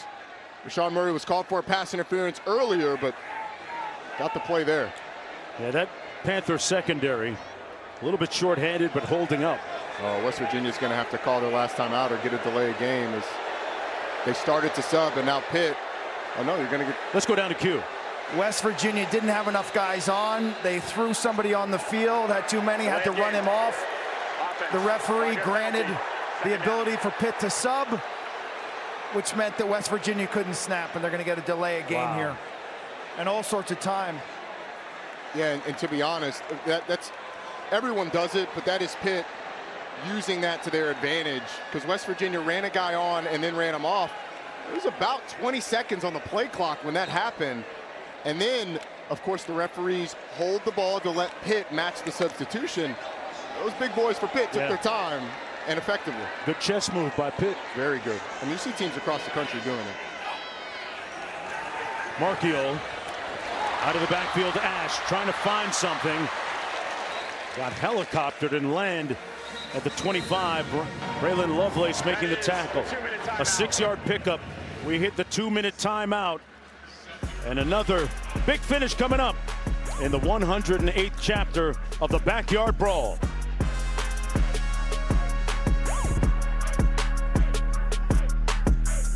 Mountaineers with the football. 2 minutes to go in the 4th quarter. Down by 7 points against Pitt. On 3rd and 9, Marchiol completes it to his tight end, Grayson Barnes, and a huge pickup. Clutch delivery by Nico. What a throw, what a call by Rich Rodriguez, anticipating the safety splitting and knowing in that Tampa 2, if you can hit the tight end up the seam, it'll be a big game. 34 yards. Ash tackled after a gain of about 4. Spires makes the tackle on the play. Mountaineers with just 1 timeout remaining. They need a touchdown, and a Pittsburgh player down on the field. It's Spires who was in on the tackle. Got a lot of Pitt defenders on the ground in this game. Yeah. Blaine Spires, looks like the way that they're treating it, looks like a bit of a cramp. But watch this, the safeties are gonna split, and then this guy's responsible for the middle, and then Spires just goes right up the seam, and Markiel with a great delivery. Wow. Just past the outstretched hands of Rasheem Biles. That is a phenomenal play on a 3rd and long. A quarterback that didn't play the first, 4 series of the second half? Comes in and he has performed well, as you see Blaine Spires limping off the field. That might have been Markiel's best throw of the game. He's had a couple of them. That one certainly, with the situation, the timing of it, the placement. I mean, it was inches from the hand of Rasheem Biles. Mountaineers still alive. 16-20 today for Markiel. 170 yards. And on a day where offensively West Virginia hasn't been dominant, they still run 75 plays in this game. Yeah. Defense has been on the field a lot, and it was warm when we started this game. From 38. 2nd and 7. 1 timeout remaining. Pitt with 3. Complete underneath to Cam Vaughn. Upended and lands at the 25. It'll be 1st and 10 with 91 seconds to play. And Francis Brew, 95, almost had the sack in the backfield. A last-minute shove by one of the West Virginia offensive linemen knocked him over and saved what could have been a sack. Made it a big game. 13-yard gain. Clay Ash in the backfield. Takes the handoff from Markiel. Picks up about 6. It'll be 2nd down. Up at the line of scrimmage quickly. Vaughn split wide to the bottom of your screen. Markiel hands it off to Ash, though. Picks up about 2. Under a minute to go, clock running. Not surprised West Virginia running the ball a couple of times because of their tempo. You can do that and still not lose a ton of time. Still 1 timeout and obvious 4-down territory. 3rd and 2, 10th play of the drive. Ash gets the call and the 1st down, but they have to move expeditiously here. Yeah, now the clock will stop until the chains are set, and then they'll wind it. You're right, Mark, they have to go. Now the clock is your enemy. Ash splits out wide, they go empty. Under 30 seconds to go. Markiel into the end zone. Incomplete. Broken up by Brookins. Markiel was about a half-second late on this throw because Grayson Barnes is open right from the beginning. And it gets knocked away. Great play by Cruz Brookins, 6'2" safety. But Markiel was looking to the outside and then got back to Grayson Barnes just a beat too late. Vaughn split wide to the bottom of your screen. Barnes inside of him. Markiel into the end zone again. Contact, flag. Vaughn was the intended receiver, and Murray was back there trying to defend. And all things indicate PI against the defense. I agree with you. It might be a hold pre the ball being thrown. Vaughn sold it pretty well, too. Yes, he did. Pass interference. Defense, number 18. Ball be placed at the 2-yard line. Automatic 1st down. 18 seconds on the 2-yard line. Dangerous to run the ball here, although you do have a timeout. They go empty. You do run the ball with Nico Markiel. You call that timeout if you need to. They go empty. Markiel out of the shotgun. Delivers. Batted away. Incomplete. Lovelace got a hand on it. It was intended for Gallagher. With 14 seconds to go, 2nd and goal. They still have a timeout remaining. So Now, essentially, if you want it, you're thinking about how to get the most out of your plays because you have that timeout. Running the ball still available. You're looking for any pick routes or rub routes if you're able to throw the ball. You just cannot take a sack if you're Nico Marchiol. Play clock winding down now. 11 seconds. Edwards in the ball game. Marchiol caught. Touchdown Barnes.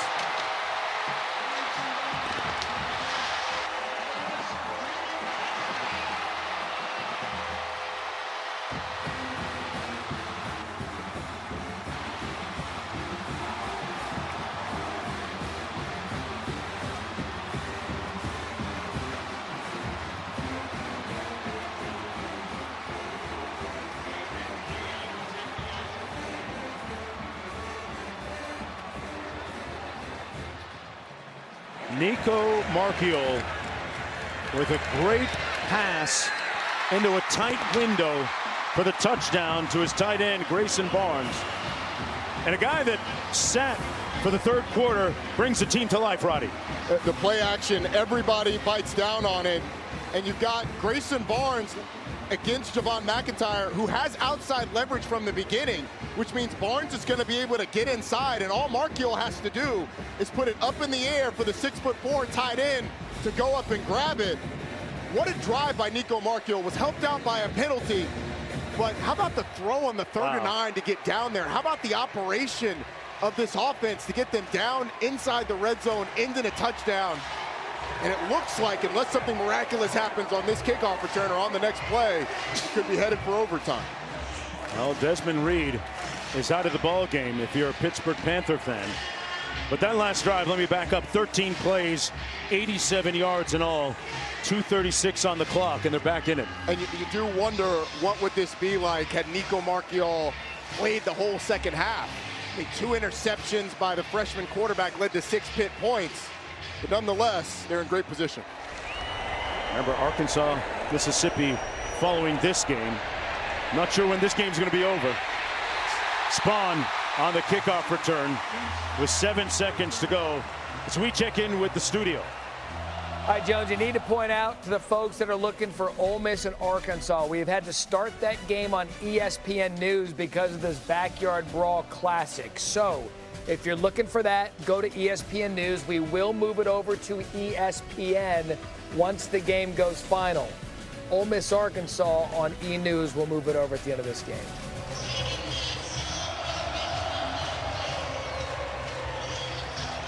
Under the lights in Morgantown, West Virginia. And version 108 of this storied rivalry will go to overtime. How about that? That's what you get in rivalry games. This is why these games are so important to college football. You get classics. What a game we've had here in Morgantown, and more to come. Respective teams will strategize, and we'll play some more free football in just a moment.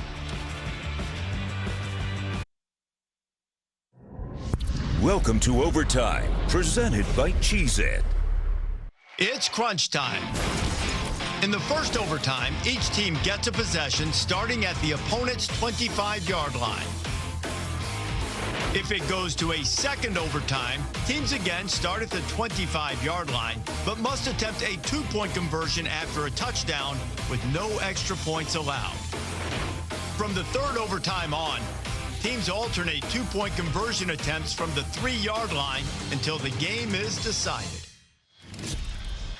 And thanks for that explanation, Reese Davis. Reese is everywhere. Reese is everywhere. This one down to the wire, 6 of the last 8, as we told you, decided by 7 or less. Pittsburgh winning the toss. They elect to play defense first. The Mountaineers elected what end they wanted to go towards. They chose that one. With the ball from the 25, 1st and 10. Marchiol tosses into the boundary. Edwards turns it upfield and picks up about 7. Pittsburgh players slow to get up. Had a lot of success with that play today. That little quick toss out to the boundary. It's been a nice play for this West Virginia offense, and it gets them started on 1st down. We talked about the importance of 1st downs over the course of this game to get into their tempo, although Pitt player banged up. Now we got an injured player down in the field from Pittsburgh. Just off the field of play on the sidelines right there. It happened on the last sequence. It appeared to be Crookins. Let's go down to Quint. I happen to be right on the scene in that crazy tackle where Edwards was kind of flipped up and Brookins came flying over the top. Pat Narduzzi now sitting next to his athlete who's now up on his feet, showing movement signs.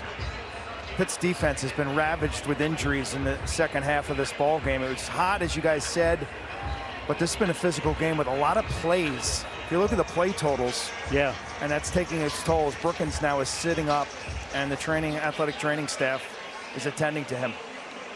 And Bruce Brookins, one of the keys to this defense, that boundary safety, always so important in the run game and in coverage for this Pitt defense. His backup, Josh Guerrier, is a true freshman. Number 14 is going to be out in that secondary. Yeah, he's back there now.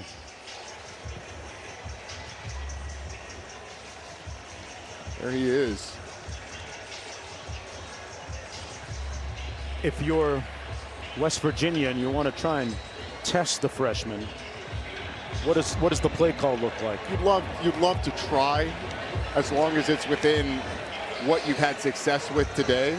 It'd be something with one of the slot receivers. Okay.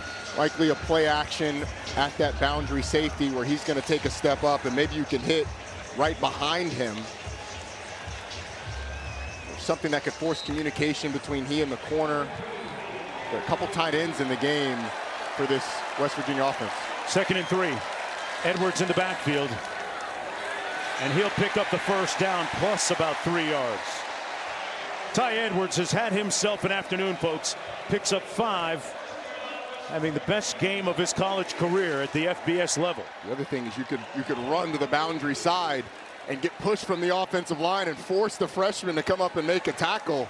Ty Edwards kind of bounces off and gets more yardage. Edwards again across the formation, brought down for a gain of about 3. Each team gets a possession here in overtime. There's a look at the numbers on Ty Edwards, 135 and a healthy 6.1 average. Mentioned it coming in at the FBS level, 14 carries for 44 yards, all at UTSA before this game. Marchiol looking down into the red zone. Caught and upended inside the 5. Barrick, Jacob Barrick. He's going to limp off the field, picked up 7. 3rd down coming up. He was trying to get off the field. They waved him back on so they didn't have to sub. 3rd and short. Boy, not much of a surge or movement up front. And it doesn't appear as if West Virginia got the first down. Based on the spot, it's going to be close. No, they've got the fist up in the air. 4th down coming up. You were right. Wow. Looking at the far official, they spotted on that near official's foot. They're putting the beef in the game. I like this aggressiveness from West Virginia. They're going to go for it, Roddy. Wow. Okay. A couple of extra offensive linemen.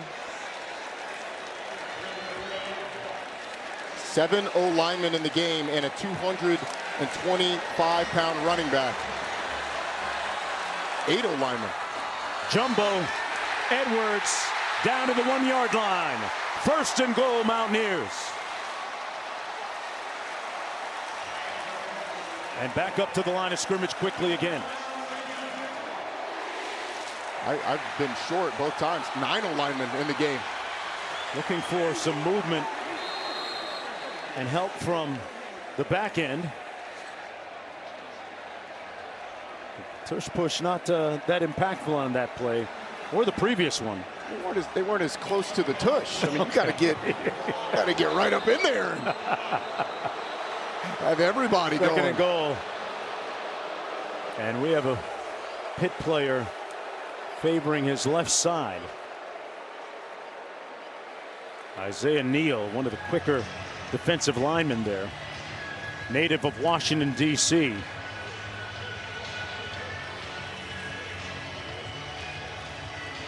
Last week had himself a big week in their win. Check this out. Let's count the O-linemen. 1, 2, 3, 4, 5, 6, 7, 8, 9. Let's say each offensive lineman goes about 300 pounds. It's 2,700 pounds of man leading up. Wow. For Ty Edwards, that's who goes about 230 formation. Yeah, exactly. I'm not doing the math on that. Continuing on, they were lucky to get to 2,700. Boy, what a surge of late points by the Mountaineers when it appeared as if they were on life support. Poppy Williams with a long catch and run after, and then the interception by the K9. Got a lot of dog in his game, Lewis, and then the touchdown soon thereafter. And this was the big pass and catch. Barnes, late in the ball game, they made the extra point, sending it into overtime. Those 2 interceptions in the second half thrown by West Virginia, you give a lot of credit to that West Virginia defense. Pitt only got 6 points out of those, but Pitt offensively really hurt itself with penalties. They're in this overtime game. Desmond Reed hasn't played since very early in the game, but Pitt's going to go back and look at the film. A holding penalty, 2 back-to-back false starts pushed them into 3rd and longs after those interceptions. They had to settle for field goals. Nothing ever seems normal about this backyard brawl. Marchiol out of the shotgun, jumbo formation, hands it off. Edwards got in, touchdown, Mountaineers.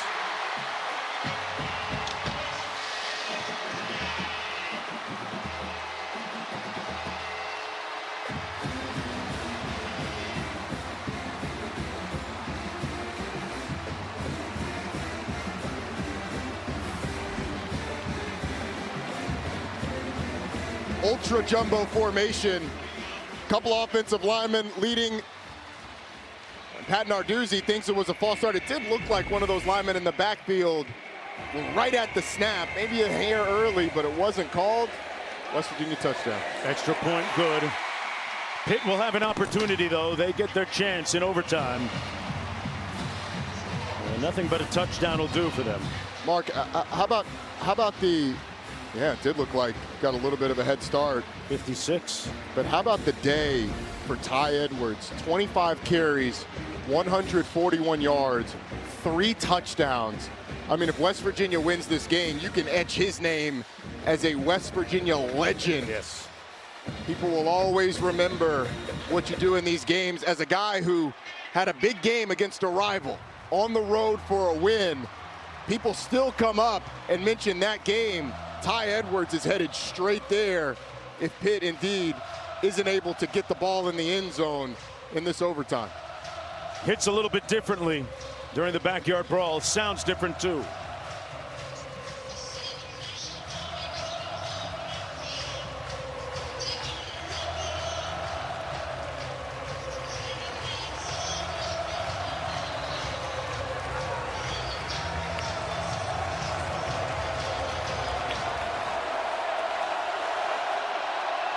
Now it's Pat Narduzzi's turn in overtime. They need a touchdown and they'll lose a yard. Goff on the carry. It'll be 2nd down and 11. Ben Cutter, one of the reserve linebackers that's been thrust into a role where he's playing a ton because Chase Wilson banged up. Ashton Woods got ejected for targeting. So it's being Reed, Carrico, and Ben Cutter for most of this game, and it's as loud in here as it has been all day.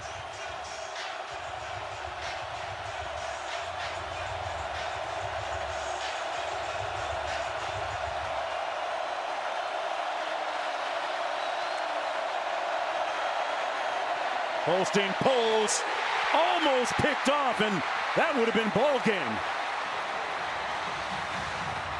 Tarnu had an opportunity to put this game to bed, but he couldn't hang on. Oh man, I mean that's ball game, as you said. Rich Rodriguez can't believe it, but if you're KK Tarnu, you have to flush it because you got a big 3rd down coming up here. You can't think about the interception that you just dropped. Pitt, it's 4-down territory. Eli Holstein doesn't have to get it all here. Johnson out to the top of the screen. Williams, the slot receiver, and they're going to blow this dead. Prior to the snap. Mountaineers got a timeout. They're only one for this period. They only get one in the period. Looking at 3rd down and 11. Tell you what, you can't say enough about the toughness and the temerity of West Virginia coming back with a late flurry of points, now leading in overtime, putting Pitt on its collective heels. What do they do here, 3rd and long? Well, I think if you're West Virginia, you've had success heating up the pocket and making Eli Holstein get the ball out quick.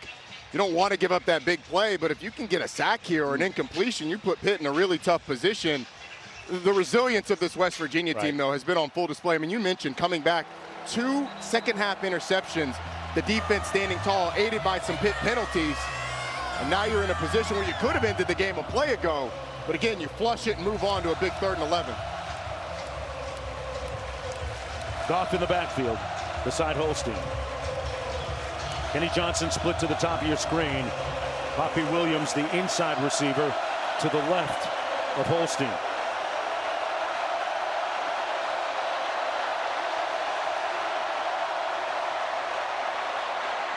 Holstein is going to be sacked, lost the football again, but he's going to be ruled down at the 39 in the grasp. So it'll be 4th and long coming up. Great pressure up the middle of that offensive line once again.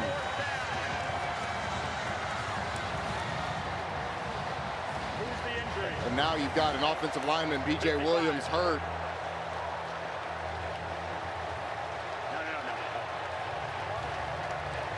As we noted duly earlier, that been several Pittsburgh players that have had some injury issues in the second half here. And you're going to get the linebacker walking up. He's going to come here. The defensive lineman, defensive nose guards there, and then a wraparound by Eddie Kelly is what's going to create this pressure. For Eli Holstein, you'd love to see that get rid of the football, but hits the back of one of his linemen, and then driven back. Edward Vesternen gets the sack. Rich Rodriguez fired up. Vesternen, a guy who was in the Finnish army, speaks 4 languages and comes up with a huge play. And now, if you're West Virginia, you sort of treat this almost as a Hail Mary, knock the ball down. And Pitt, Roddy, backed up all the way now to the 35-yard line. They are in last chance mode here. Another thing, no penalties if you're West Virginia.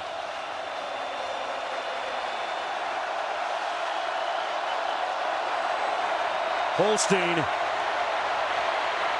overshoots his receiver, and that's it. The Mountaineers mount a stirring, riveting comeback and win against Pitt.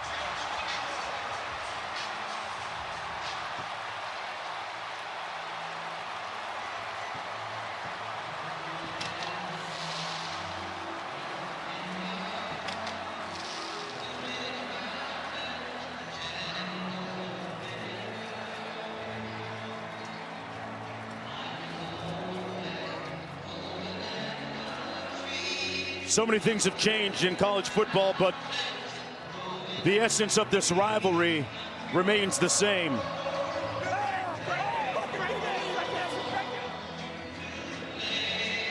And they're singing their victory song. Rich Rodriguez back in this rivalry for the first time since that 13-9 loss here on 9-13. Gets an overtime win over his rival. We'll send it to Oxford.